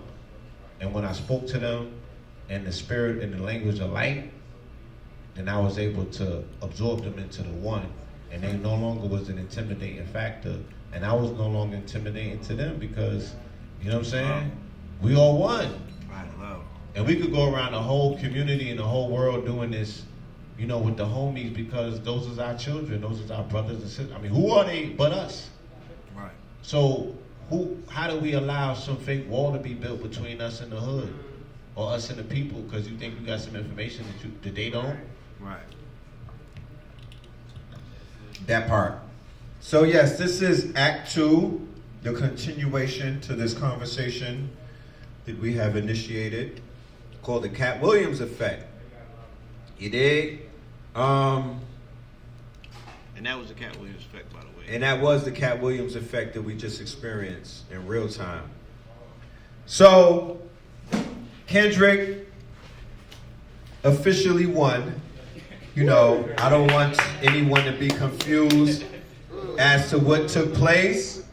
The shift is in the numbers. The W is in the quote-unquote records that were broken. There was a complete washing, right? Thorough. Complete. This wasn't, yeah, this was a dirty 30. It's not a gentleman's 30. This was a dirty 30. This was the, the 100, the Kung Fu flick when they hit you and you got 100 steps and then it's game over after, ooh. Yeah, that was that. Look. Finish him. This was a Mike Tyson knockout. This was a Mike Tyson Not the joint that's not gonna happen in a few days, but this was the 90s Mike Tyson knockout. You feel me? 90 seconds in the ring, and it's like this was Larry Holmes. No, remember Michael Spinks when he folded him in 90 seconds? And y'all swore that Michael Spinks, this gonna be the one. And he folded him? That's what this was. Right? And let's make no mistake that even when I was preferencing at the beginning of the battle, I was explaining to people, yo, this is gonna be something, because I coined a frame called the Black Kristos mythos back in February, when I coined February the Black Myth Story Month. And why did I say it was a myth story month? Because we need a mythos. There's no people who don't have a mythos. And the mythos is the thing can unify all of our quote-unquote cultural differences. Because we come from all of these different variants and different schools that need to be respected, because if it offered our people safe passages to get to where they need to be now, I gotta respect it. Like when I see, we in the South, I can't disrespect Christianity in front of Big Mama and them, or Nana and them. I have to figure out a better way to say, yo, what you gonna tell her, that you know something that she don't? And she's the prayer warrior in your family? And she did the heavy lifting? So you can, you know what I'm saying, walk your way up and down the block and choose to cross the street if you want to? She had to do the heavy lifting, so we gotta at least respect the sacrifice that was done to figure it out. And what I'm saying is that he's identifying himself with the Messianic forces of a mythological Kristos, or a Black Kristos, right? Us, not them. It gotta look like this, it can't look like homie. You feel me? Who's not even respectful of the creed that he utilizes for his shield and armor.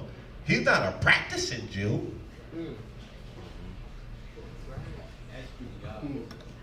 So, a spiritual war is taking place in real life. Not in the rap world, but in real life. Right?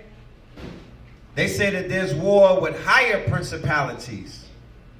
So there was a frequency war that has been taking place so long that to the point that we've been numbed out by it and we just accept it as normal, but it's not.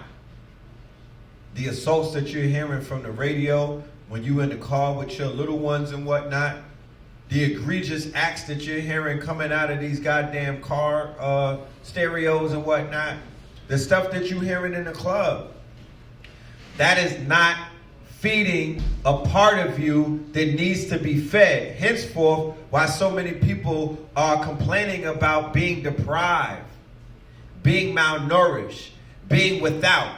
Because there's a part of you that's not even being fed, yo.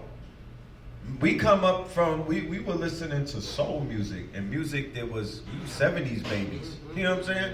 I'm sure, yeah, I'm sure you can relate. Like, yeah, we come from a time where hip hop was introduced to us. Some people will come from a time when you was literally born into hip hop. There was nothing before that for you. It was just hip hop. Right. We don't come from that. Right. We remember the times. And for those who are not born without an option, I'm here to let you know the power of the option. Right? So we're left and we're right. We're able to go 0 and 1. Some people just 1. And whatever else new that they bring out. So you're susceptible to anything that they give out here to program you, anything new that they're saying that's attached to some shit that we're letting you know now that we woke up. Because we was sleeping for a minute and whatnot. Now that we woke up, we like, hold on. That shit manufactured, fam. That's processed.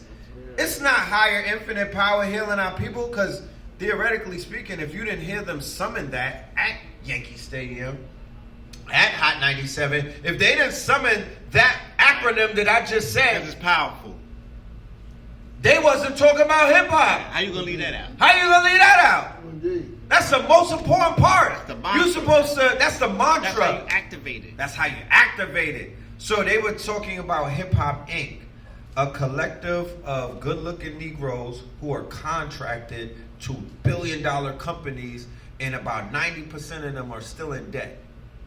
No dental insurance, no health insurance, no life insurance, no death insurance, no real assets to actually brag about. No equity, bro. So these companies have been sold, they folded and all kind of stuff. And these artists who built these companies, Larry Cohen had the caucasity to say that Redman saved Def Jam. Redman.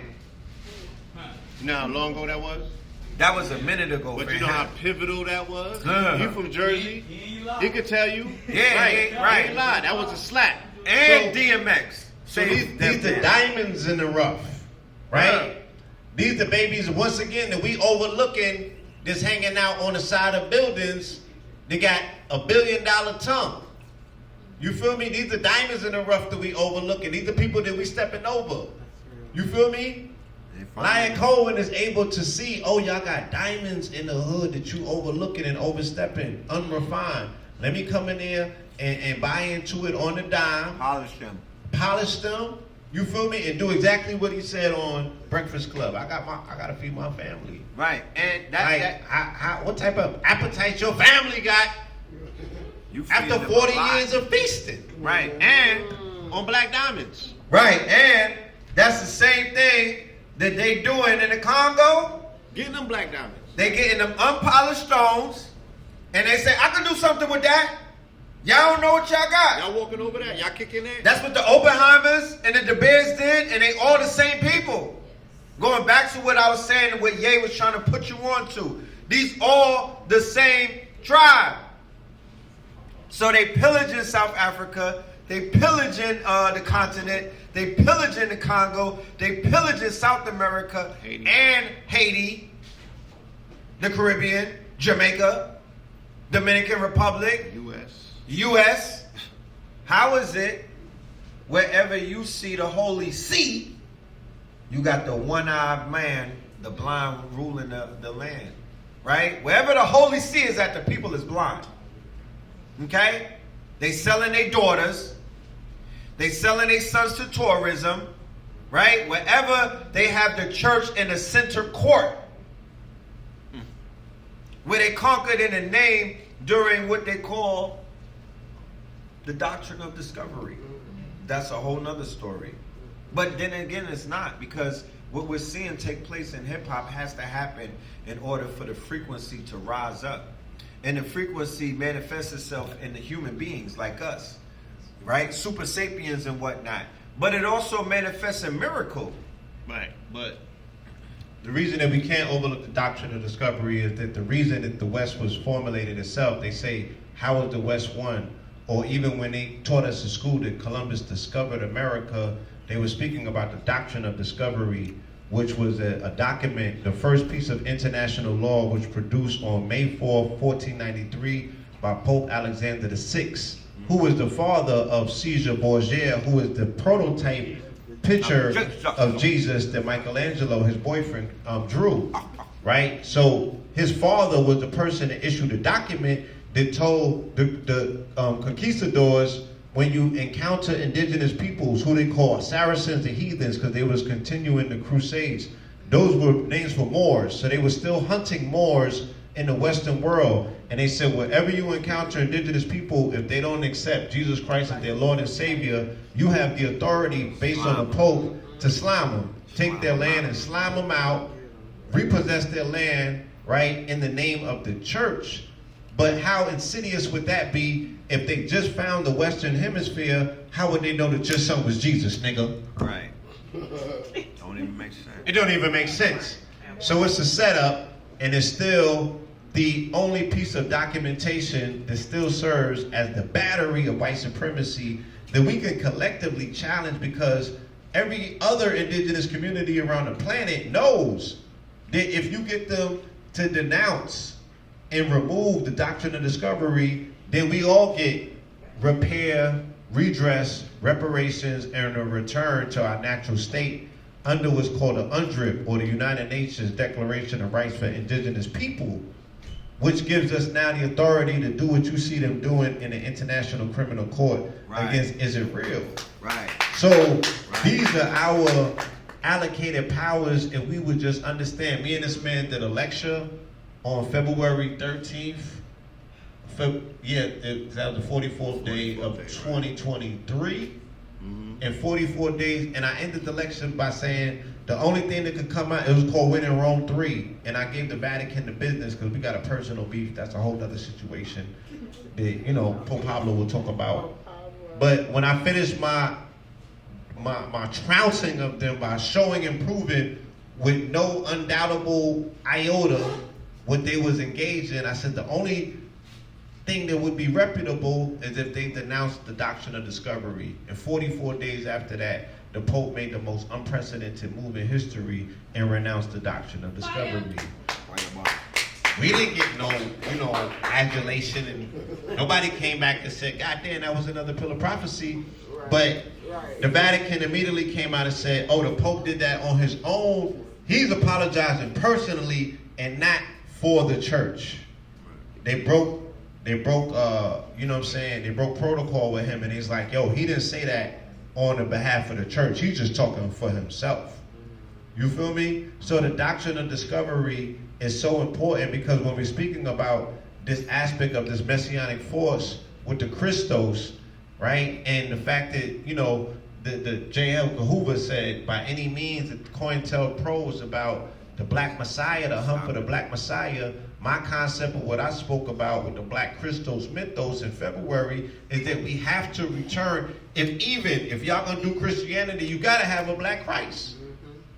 If you do that and the church revolutionize just the imagery of Christ, or make them answer to you why you can't see yourself in the image of your God, that within itself is revolutionary, especially in the South.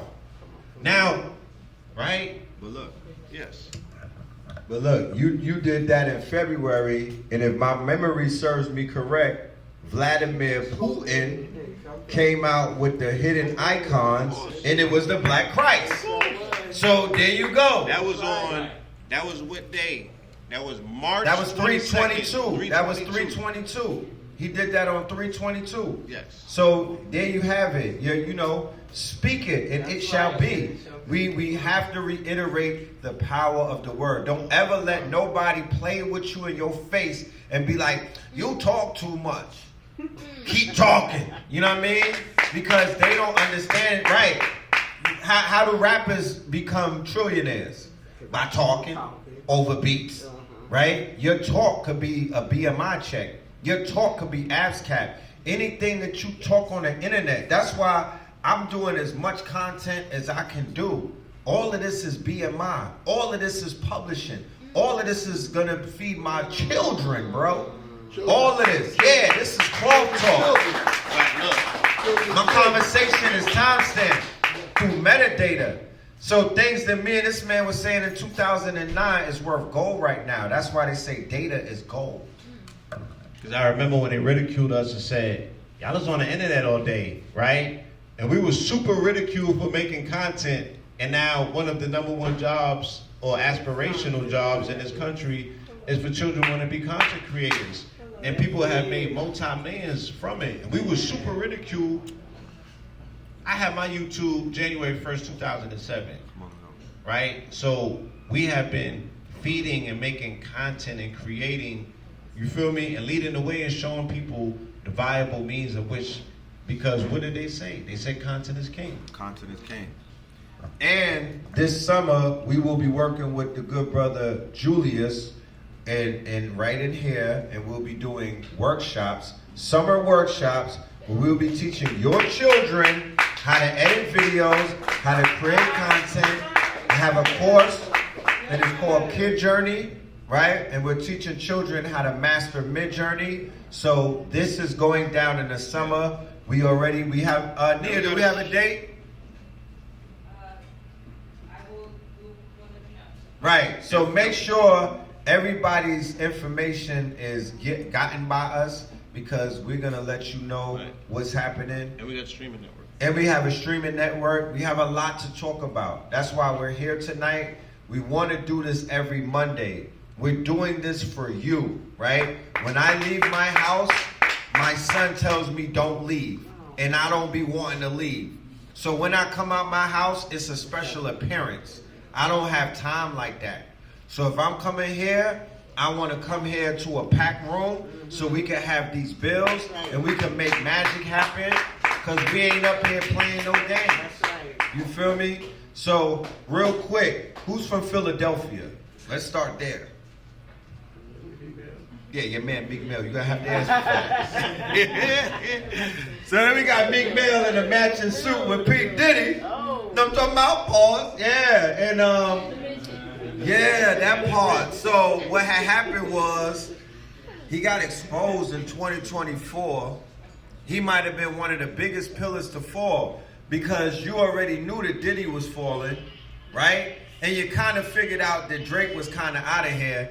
But you would not have won no bingo questions if you would have said that motherfucking Meek Mill was going to be outed as P. Diddy's boy toy. I just didn't see that one coming. You know what I'm talking about?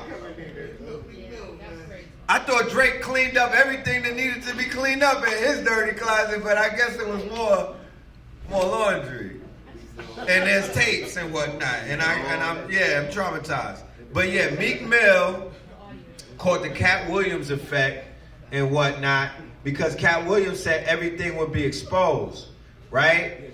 So when he got outed, right, and Meek Mill is an archetype to what we would call the studio gangster, or what we would call the homoerotic thug, right? The niggas that are super hard, the ones that are, you know, the hyper masculine, right? Who Meek Mill represented, the hyper masculine.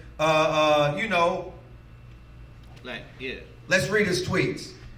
He said, when I got a girl around me, I'm effing her twice a day, right? This is coming from a heterosexual man, guys. I'm effing her twice a day, LOL. Ask some of your favorites. Yeah, the Punani It doesn't control me, but it's like a high. One love to the gay people. He put one love in there for the roster. One love to the gay people, but that juicy thing, it does it for me. I done ran red lights to get that feeling. Y'all weird on here like devils. LOL. So yeah, he's gone. This nigga, he needs some ayahuasca. Yes, he does. Oh my God. Some penis in me, pause.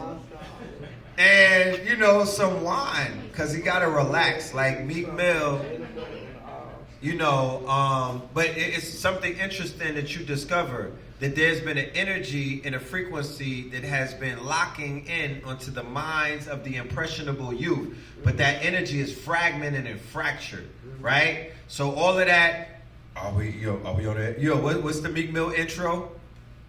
I remember times like this, around like this. Right. Yeah. So now you can't listen to the music the same way. Somebody put some Diddy on the other day at the block party. I was like this shit was garlic. Like, I'm running, but no, turn that off. But again, Let it go. As a psychoanalysis of the prototype that he represents, hypermasculinity translates into hyperviolence. So the people with the most bodies, right? Think about it. When they go to jail, they the top of the nigga kingdom, right? They sit at the top, and those are the people that more than likely are the ones that are targeting, quote unquote, people that are, you know, on that lower pyramid of a social hierarchy. So it deals with a dominant hierarchy, and all of this is translated from an expression of our interaction with Christendom. We have never interfaced with Christianity. Christianity is based on compassion. They did away with Christianity in the 300 ADs. When Constantinople got Christianity, he turned it into Christendom, which was a military tactic for conquest because he was an emperor. So the only way that we have interface with Christianity is through Christendom, which is based on domination and not dominion. Dominion is based on compassion. So we've only been exposed to domination. So when we say that these young men have been vessels that express that particular energy, right? It is the energy that they're refracting based on their interaction with Christendom. So it's all based on domination. They have been dominated, and they are now out here dominating in the name of, quote unquote, you know, that particular demon that still runs through that Romanistic energy. Right. You feel me? And that's what niggerism, unfortunately, has become a cult of that, because they created a nigga in the wilderness of North America.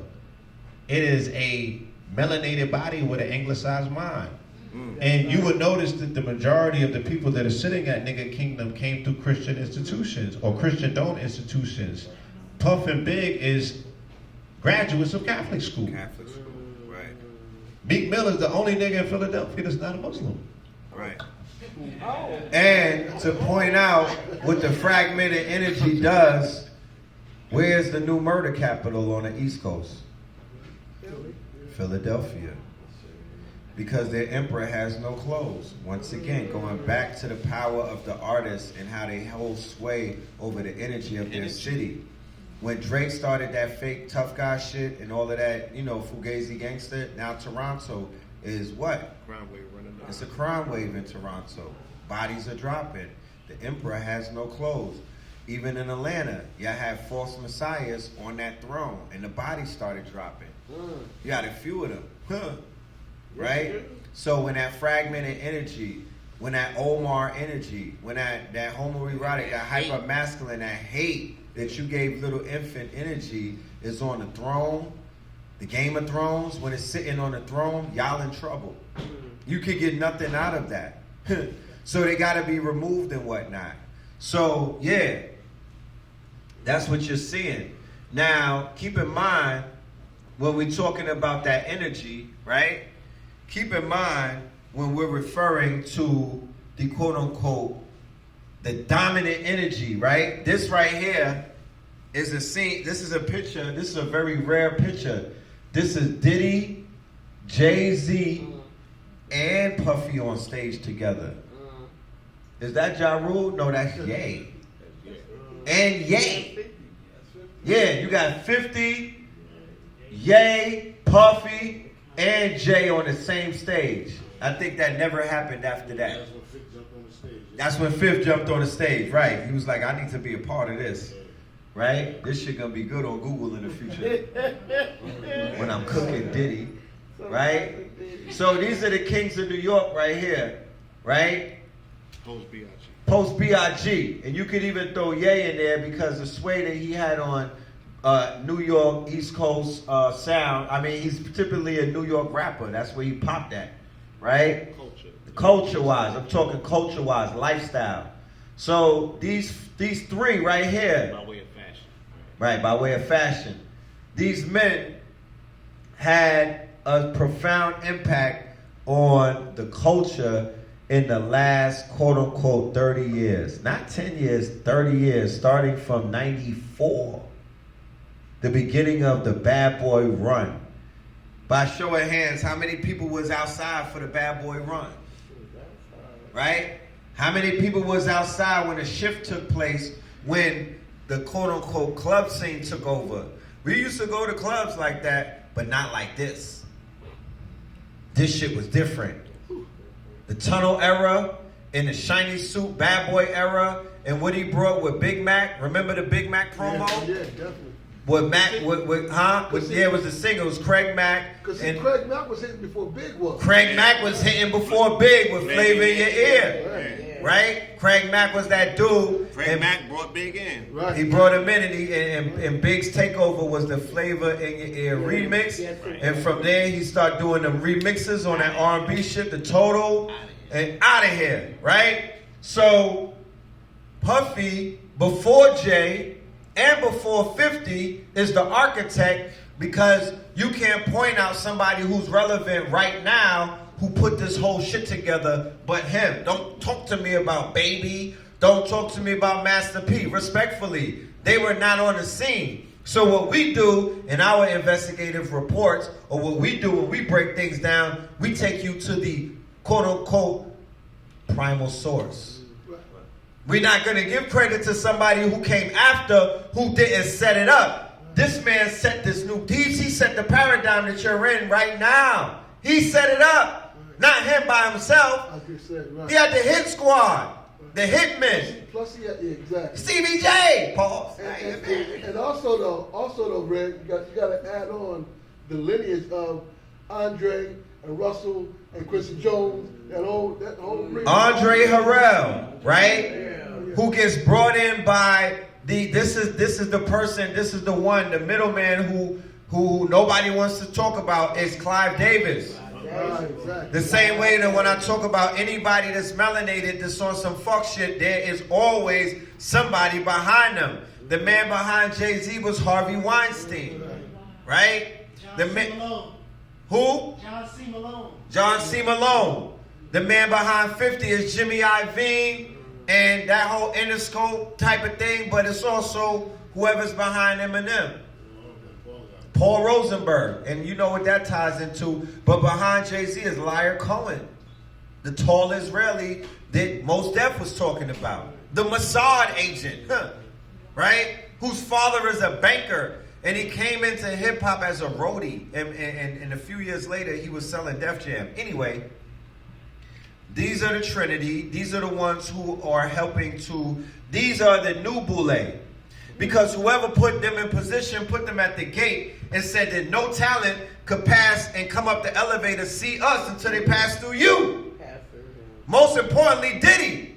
So the Diddy parties, not the parties in the city, not the parties at Visions, not that shit with Alex and them. The all-white parties and the after parties of those parties, right? That's when they was out there. You know how gang members got to get jumped in? Initiation? Yes. Guess what the women got to do to get initiated into the boys club? Right? Guess what you got to get initiated into to get into these gangs? Right? You got to get jumped in by Kimbo slicing them. So, fast forward to 2024, this has become a rivalry for the ages. Like, I don't think too many people had on their bingo cards P. Diddy versus Puff. Right? And Puff giving this nigga the Ja Rule treatment. Because he's literally here to end his career, bro. Like, his whole purpose have shifted to make sure your man walks the plank. And he's doing it so masterfully, you gotta give him credit. He never cursed. He didn't get loud with that man one time. Right. He didn't give you the 50 that you thought you was gonna get. He killed that nigga with paper and with tweets, and he memed him to death. You feel me? But whatever that man did to the mother of his child, because that's where it's coming from. Because you talk to the mother of your child. You might not be with her, Right. but you got to console her when she crying. She going to let you know, and it don't matter if she tells you something. When you see her character and everything change, then you know that the person that was responsible for that becomes public enemy number one if you're a real man. You know what I mean? You destroyed the mother of the child. So that's why he's going, and I stand out of the way of that. I'm minding my business. That's just something to observe. Once again, a lesson to learn. When this nigga takes his L, that's a lesson. You can't move like that. Yo, and Bill, remember 50? He was signed. I mean, he worked with Diddy early in his career too. Did he? Before he got shot and everything like that, he wrote for him. All that, and after he got shot, Diddy didn't want to work with him. He didn't want to sign him. That goes back all the way to that as well. Damn, I didn't know. Wow. Track masters. Track masters. Yeah, Track masters, all that, yeah. So we got the downfall of Diddy on Tubi. Who saw that? Who saw that? Anybody? You seen it? Right? So this is the proverbial vultures on the carcass. This is what you're seeing. Right. The industry, media has a two-way, it's two-pronged. It could be weaponized, right? And it could be used for entertainment. Whoever put the hit out on Diddy has enough money to weaponize the media, and they put out a hit job on him, right? Rumor has it, it's those billionaires at that Spirit company, right? Where the CEO just died of an ulcer. And they said in his will, his last dying words was, bury this nigga. Make sure you use my money to take him all the way out. So he got in bed with a billion dollar company. There's more power, they got more money than him. He pulled the race card when he knew that those people had all of the dirt on him. Remember, if me and Blue are contracted to $1 billion company, my lawyer has to talk to their lawyer anytime something happens with us. If somebody, even if there's a rumor, the lawyers talk. So whatever company has $1 billion policy on you, they know everything about you with your dirt. So how you gonna put a race card on a company that probably got you out of mad lawsuits through your whole time that your ass was drunk on Sharpe? This is a spirit company, right? And this dude got a bad spirit. So you know that this company was responsible for bailing him out on multiple occasions. Right. Oh yeah, that's why the Cassie shit just came out, and that was 2009. That money ran out. Right. Whatever check was holding that tape, whoever got the bread paid probably triple that amount, and they let that shit go. So sometimes we tell on ourselves.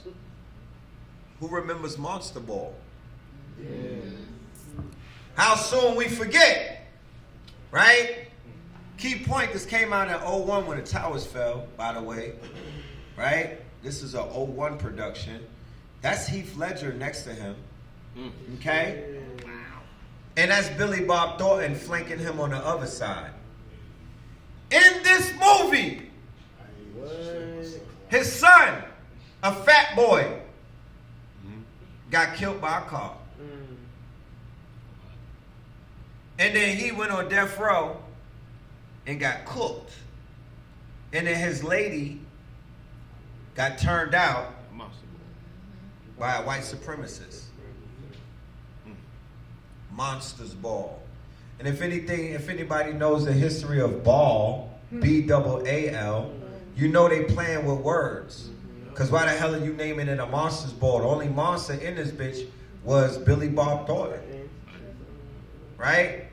So this is the director of the film, Lee Daniels, and look how he is with his co-star or his supporting cast, Sean Combs. What director do you know is on top of his quote-unquote talent like that? Right? Lee Daniels is the same person that Dame Dash was about to 86. Yeah, he's gonna let him have it. Lee Daniels is the director behind Empire that had Terrence Howard as Lucius, who is really Lucian in the industry. He had him as Lucius, and Puff as well. That's the right? That's the prototype of what they modeled it behind. Did anybody see Idol that The Weeknd did? Huh? Was that not the whole story of Cassie? Yeah, exactly. To the T? Beat up and all that, yeah. Right. So, and then you find out that Weeknd's cousin is the girl that was Ethiopia that was working with Diddy. So he was getting all the information and putting it in the HBO series that they said was the worst series ever. Why would they say that? Right, because it was exposed and they paid somebody to write that. So now, if you know, if things could get any fucking worse, now, and Blue Pill called this, right? He specifically hit it on the head in 2023. He said Biggie's gonna come back. And we're gonna learn more about this quote unquote unsolved case. And we're gonna learn that this man's hands was definitely involved in the quote unquote untimely demise of one of the greatest MCs. But not just that. Yeah, not just that. Not just that, because I'm minimizing the impact. He killed hip hop, bro. If this nigga's hands is responsible for Pac and Biggie, bro, he killed hip hop. And he gave birth to shit hop and everything else, deaf culture, whatever came after that. But he single-handedly killed hip hop. And if he killed Pac, he killed the revolution. That's right. Right? And what's the cost of that? So, the cub of a panther, who in his blood embodies that last aspect of what the revolution consists of, it was a three-pronged effect of how we could say that Puffy contributed with the killing of consciousness in the music and why it's making such a return now that he is removed, showing you evidence that he was the gatekeeper that was holding it back. The whole time. Right? He brought in the artist that introduced Party and Bullshit, which was a direct parallel or slap in the face of the last poets who made that anthem about party and bullshit, about niggas specifically doing the same thing that Big came and did. Right? They parodied it. So he parodied Party and Bullshit and made it an anthem. You know what I'm saying? And then he shut down Wu-Tang. I was at the Summer Jam. And then the other day, Method Man, yesterday or today, Method Man comes out and says, I ain't doing Summer Jam no more. No, Summer Jam was over for Wu-Tang in 1995 when Diddy got on stage and they was on stage and they was at the same Summer Jam and they took a shot at Diddy. Right. They was dancing. Diddy and them was dancing. They was doing the dancing shit. And then Ghostface and them came out and said some slick shit about, oh, y'all came here to see niggas dancing, do it. He said some sideways shit. And then Puff went to Hot 97 and said, if you don't sanction them niggas and shut them down, I'm pulling all of my records off of Hot 97. And guess what? They didn't play Wu-Tang again on Hot 97 for at least 20 years. Right. So, right? And then if you turn around and had anything to do with the killing of Pac, that's a three-pronged effect of how he effectively had a hand in literally killing the revolution and the revolutionary spirit in the music, which translates to the revolutionary spirit in our people. Right. You feel me? Because music is the medium. So there's an article out in Rolling Stones, a 6-month investigation where they're exposing his hand in this quote-unquote conspiracy. Now, what they called him out on and what they're proving in this quote-unquote article or this hit job was this cover right here, right? Where he was rebranding himself as the new king of hip-hop. Rolling Stone was like, yo, we came to this nigga and was like, we want to put Big on the cover because this is right after Biggie got murdered. And he did what? He still had an album out. And he still had an album out, right? It was trending. And it was trending as well. This Negro right here said, nah, put me on the cover. I'm alive and he's dead. Right. Rolling Stones outed him about that. So this is the cover right here. Yeah. This is, remember, his rebranding was about Big's death. His rebranding was Missing You. His rebranding was getting a tattoo and all of the fake shit. But they said the negotiations behind the scenes to be on the fucking cover, he was like, you cannot put him on the cover. I must be on the cover. I'm the star. It's about me now. And it's been like that ever since, to the point where Valletta Wallace, who is Biggie's mother, said when she sees him, she's gonna smack the shit out of him, right? So she knows something that we know, right? That this whole time, the way that he handled her, and the way that he carried her, and the way that he has treated her, the way that he lied in her face, she's ready. Before she leaves this planet, she's gonna let this man know that she knows that he has something to do with the untimely demise of her baby boy, Chris. I would definitely recommend that you check out, he got a different type of mama. You know what I'm saying? She really deserves justice for her son. She really held on, and their relationship was one of those classical love stories of the times.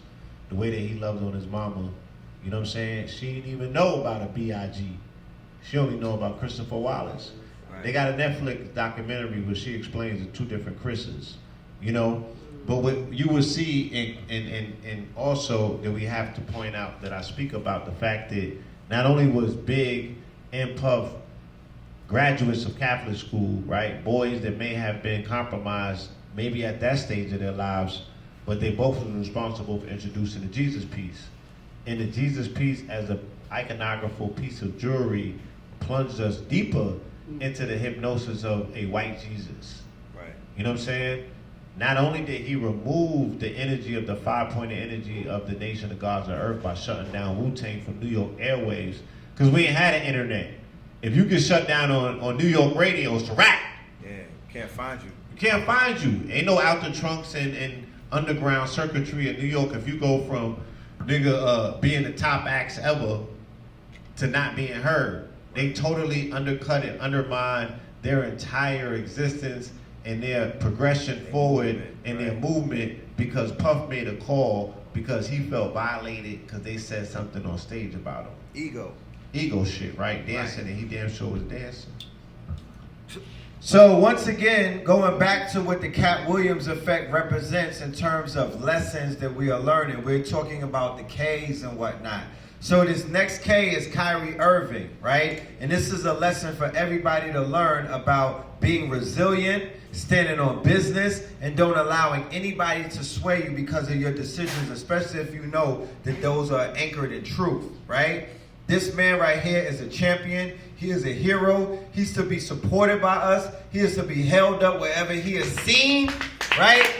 This is a stand-up athlete. He will go down in history as an icon because of what he stood for. Forget about the now. He's for the future, right? There's children that are growing up, and it don't hurt that he has a supernatural talent. So there's little ones right now with the Kyrie handle going crazy and whatnot, but they respect his mind state. Blue was telling me that when you hear these Europeans covering the games, what they call a correspondence, right? They have to swallow their pride because they literally have to be on national television giving hail and praise to this man. To Kyrie, when they were just crucifying him. Remember this?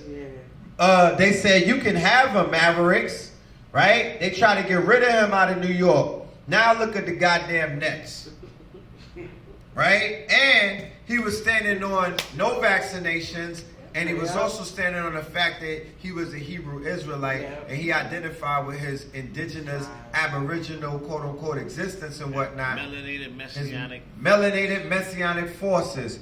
And the sneakers is fire. Yes, let's start with that. The sneakers, he's tapped. Look at that. Huh? Look at that. You got some, Yeah. The moccasins is fire. Moccasins is fire. Then he got these new ones called Playoff Energy. Shit is killing Nike, yo. Killing Nike. So they dropped him and picked up Ja Morant. You know what I'm talking about? You gotta ask him, how's that working out for you? Right? Everybody flopping. Right? He got Luka looking crazy in these streets. You know what I'm saying? You know what I mean? But he's showing you as well for all of the hypocrites and the people who would try to paint him, because a man has the audacity to try to find out about himself that somehow, some way, that he don't like white people all of a sudden. What that got to do with that? Insecurity.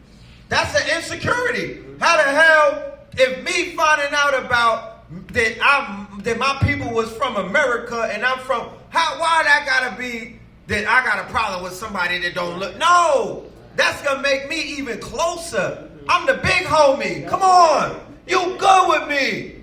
That's how society will have us completely effed up. Like if we love ourselves, the more we love ourselves, the more somebody is feeling a problem or a way about that. I will never understand that. Because if I see some Chinese people loving on each other, I'm like, blessings. Yeah, I'm like, blessings. It's a beautiful thing. Yeah. I'm like, namaste. All day. Yeah, it's a major violation, bro. The fact that they try to deny our love and culture for ourselves. We are lovable people. We don't carry hate in our heart. That's right. You know what I mean? That's only for the ones who came what they despise the most. We are a compassionate people. And I was taught by a very wise person that hate only exists when compassion has been removed. Right? So wherever compassion is in the room, love exists. You know what I mean? And there's nobody that I've met on this planet that's more compassionate than melanated women. First. And then their sons. Right? That's right. Shout out to Nan and them. So even that aspect that I was speaking about with Christianity, you know, and they may introduce us to Christendom, but Nan and them made Christianity real through compassion. The only time that we ever seen Christianity through a lens of compassion was through Big Mama and them. You feel me? They showed these motherfuckers how to do that. So we at least owe it enough to them just to not totally throw that away, just to be respectful enough of the fact that they can alchemize that thing and show them people what they think is supposed to look like, and then hand it back to them. Right. But we got to put that melanated face to that Kristos. Yeah. Right. Yeah, so, you know, the Kyrie story is writing itself. I want him to go all the way and get the W. You know, it's only right. Jaylen Brown is crazy. Nah, Jaylen is crazy. Jaylen Brown is also tapped in. Yo, he's a brilliant, right? So these are both masters, and both of them are tapped into not one degree of separation. We all tapped in. Yeah, from like, Jaylen. Jaylen is with KT. He's on his supplements. He's tapped in. Right. That's my dude Dice's nephew and whatnot. And then Kyrie, he's tapped in with the Goldwater with 19 Keys and everybody. People that I know. Yeah. So it just goes to show you the impact and the reach. The Katt Williams effect is us. You know what I mean? You know what I mean? It's the Katt Williams effect is y'all. You feel me? You just getting to see what it looks like on a big stage, but this is what you do. This is what you live. This is you. You just seeing it with 70 million people saw that. You know what I mean? But it ain't the other way around. Katt Williams is not our master teacher. Katt Williams didn't teach us. What's his name? Terrence Howard, he out there quoting teachers from the community. So they're drinking from a well that we're all sipping from. And we're all drinking from this quote unquote water. And it's not ego. It is what it is. Know your role. Know your place. Know your heights. So two of the most dominant athletes in basketball, they both tapped in and they both on a diet and they both using the products. What we talking about? What are we talking about? This is not speculation. This real life in real time. I'm not talking about Bill Russell. I'm talking about Kyrie. Right? So it's like you don't have to prove nothing to nobody because we got living proof that what we doing is working. And it's reaching the highest heights. Imagine where this thing is going to be in 5 years if we stay the course. Right. And if everybody activates and we really turn up. Yeah. Because they're getting inspired by a handful of people that's on social media. I'm here to let you know that the era of social media is dying. It's coming back to the street shit, what we just did right there. It's coming back to what's your face card looking like. If we wake up tomorrow and $1 is toilet paper, it's going to be about your face card. It's going to be about the work that you have been doing, because any way that you go, you're going to have to be recognized for your work in order to even get through a goddamn block. All that follower shit ain't going to mean nothing. All that fake bots that y'all be buying ain't going to be nothing. It's going to be, what is your proof of work? What's your track record, not on the internet, in the streets? So when you see me in blue and you don't see everybody that be with us on the internet, then you know what it is. Let's just keep it a buck. Niggas is Hollywood, bro. Let's just keep it a buck. They show up for the cameras and for the fame. But that's not where this thing is we're not gonna heal this broken ship. That's right. In those places when niggas is trying to be cute and whatnot. We're gonna be able to fix this thing in closed doors like this, where we get on one accord and we figure some things out and whatnot, and we network and we build, because I promise you, the solution is in the audience right now. I promise you. Y'all who y'all been looking for. So let me breeze through this thing, because we'll be up in this bitch till 1 a.m. So here's his quarter, his stats is showing you. He's giving, all of the haters got to swallow their pride. The COVID haters. I need to see all these niggas front and center on TV tomorrow. Come on. I need the Kyrie haters to pull up. I need the Kanye haters to pull up. I need the Kendrick haters to pull up. Huh? So we in the age of redemption. We need the Katt Williams haters to pull up, right? And we need your haters to pull up too. The motherfuckers that was hating on you, tell them to pull up and shine your boots. Because we need redemption. There's currency, there's value, and there's worth in redemption. Take your fucking power back. That's right. Take your power back. Right. Motherfuckers been playing in your face for far too long. Take your power back. You being too compassionate. You dig? Take your power back. If they gotta apologize to them, then they gotta apologize to you. I need an apology. F that. You know what I mean? I'm a nice guy and everything, but goddamn it. Y'all gonna stop playing, because if it was you, they would make you bow down. They would make you bow down in front of the world and kiss the ring. I'm just saying, I seen it happen before. These niggas got heavy hands, gorilla pepper. Yeah, they would be heavy-handed on you. So at least we being compassionate. We don't want no kissing of the ring. We just want an apology. Now, there's something that no one can fake, because everybody gives credit to this imaginary white man, the them. I don't even know who them is, right? I like to name names. You can't manipulate the power of the sun. That's right. You can't conjure up a solar flare. Yeah, you know, them is not that powerful, okay? So when you see that happening, that's us, okay? That's they. You know what I mean? That's they. That's the real they. That's they live. Your ancestors, the greater versions of you. Right? So the sun has been waking up and going crazy. Yes. It has been doing this since 2017, since the first post-eclipse. No, it hasn't. Huh? No, it hasn't. Talk about it.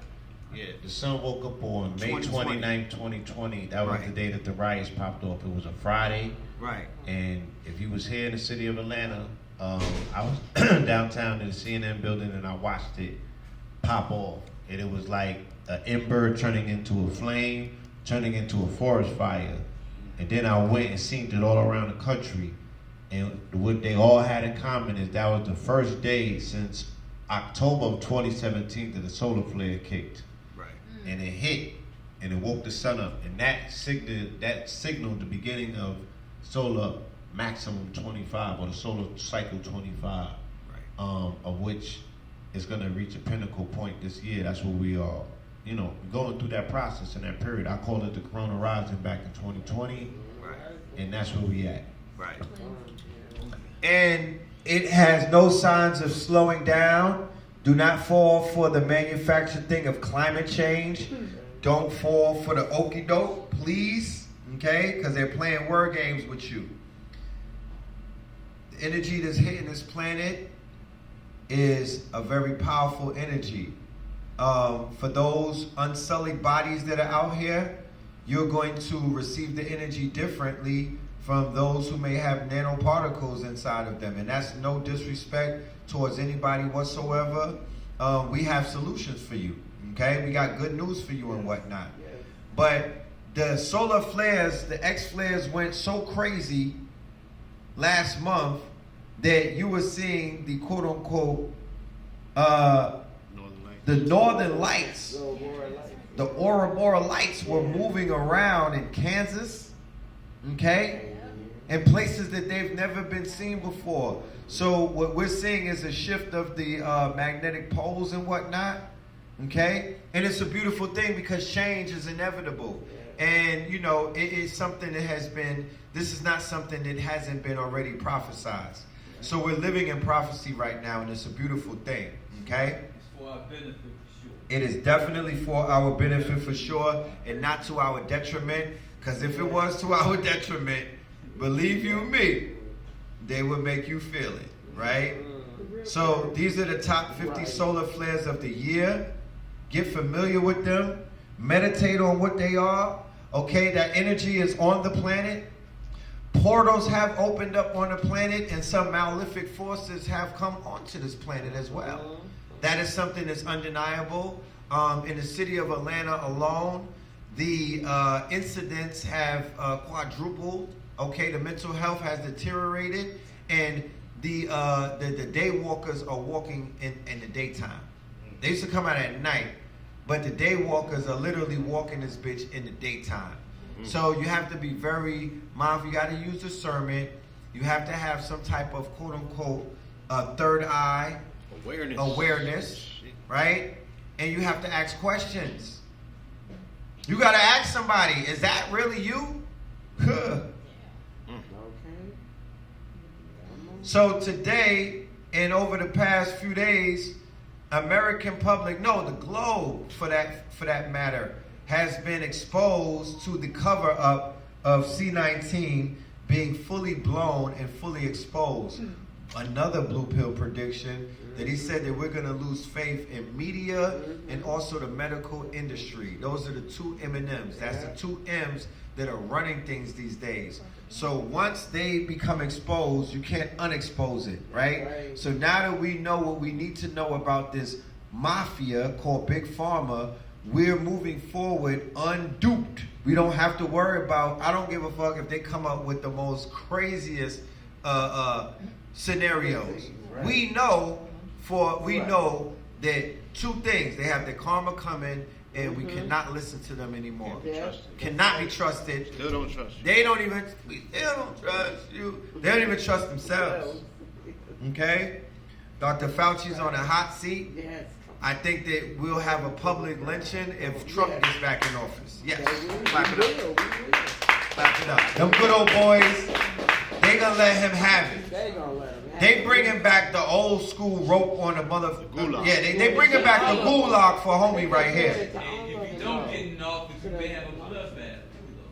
You know what I mean? And if you don't get in office, they still coming for Fauci. Yes. This dude got a target on him, and them QAnon people, and them people that went to the Capitol on January 6th, they want his head. They're not going to stop. Right. If melanated people feeling too compassionate this week and just want to do a few drop-bys, no problem. They gonna pick up where you left off. They gonna finish the job. Okay? So he's being grilled. He's spilling the beans. He's lying and he's still getting caught out there. How about that? Shit crazy, right? So we're seeing this whole thing fall apart. once again, the vindication of the people. You're able to take your power back, right? You could go now to the Thanksgiving after they finish passing the impossible turkey. You'd be like, while we're at it, you remember you didn't invite me to Thanksgiving for 3 years? Yeah, remember me? Yeah, I was uninvited. Yeah, I would like an apology, okay, while we saying grace. Take your power back. Or some extra stuffing, you know what I'm saying? So, yes, he said that he made up the whole thing about the mass and the 6 feet. Give it a 6. Yeah, Dr. Fauci just admitted today under oath that he made it up. You know what I mean? So for the people who got tackled for not wearing a mask at Target, yeah, you got a lawsuit on your hands. While we're talking about health, let's wind this thing down, okay? Your boy King Charles. And before we even begin, let's look at this picture. Let's just examine faces, right? Yeah, you said, what is that? That's a Cocker Spaniel mixed with a, remember Tales of the Crypt? Remember homie from, mixed with that, with a wig on. Because imagine her without, listen, that's King Charles. He's the king of Canada, Jamaica, a bunch of islands and whatnot. He's the king of Israel, right? He's the king of mad African countries. They look like they eat bone gristle of dinosaurs. Huh? How you the royal family, y'all looking like that? What was royal about that? About your come up? Like, what's going on? You ain't get no royal catering, my nigga? You didn't get a royal facial? Son? Yeah, no royal son, huh? Royal son. But they got cancer at the Buckingham. Everybody in there got cancer. And that's karma catching up, tearing their asses up, right? So he was like, F that. I'm gonna go out, I'm gonna die, I'm gonna go out on my sword. You know what I mean? You niggas is not gonna have the last laugh. And they commissioned a painting that was done, in my humble opinion, they painted that in blood. Forget the fact that it's all red. I bet you if they put a black light on that shit, or if they take a cotton swab, it's a lot of people on that painting, right? That's just the type of character Charles is. He's born on our birthday, okay? He's a Scorpio, but he's a dark Scorpio. Your president is a Scorpio. Joe Biden is a Scorpio. Did you know that? Benjamin Netanyahu is bordering on a Scorpio. Yeah. Born the same day as Future. Diddy is also, and Drake is a Scorpio. Oh, wow. Yeah, check that out. So all of my Scorpions out there, nigga, stay inside. The fuck? So this is the unroyal family, right? They're gonna fall like dominoes. Once homie kicks the bucket, his son, he ain't built for it. So you're seeing the end of a fake dynasty right before your very eyes, right? The internet killed them because the information of who they were came out and everybody learned about them the hard way, right? But, you know, rituals, they're going to do what they do. He publicly, he's not hiding it. He said that he's related to Dracula. Straight up. Straight up. He was like, nah, fuck the DNA test. That's homie. That's the big homie. Count Dracula, right? And in the occult world, he's known as Pindar, right? King Charles is known as Pindar, and that would be the grand dragon on top of all of these secret societies. He's one of the most evilest, vile people that you could even imagine on the planet right now, right? He is the king of Israel.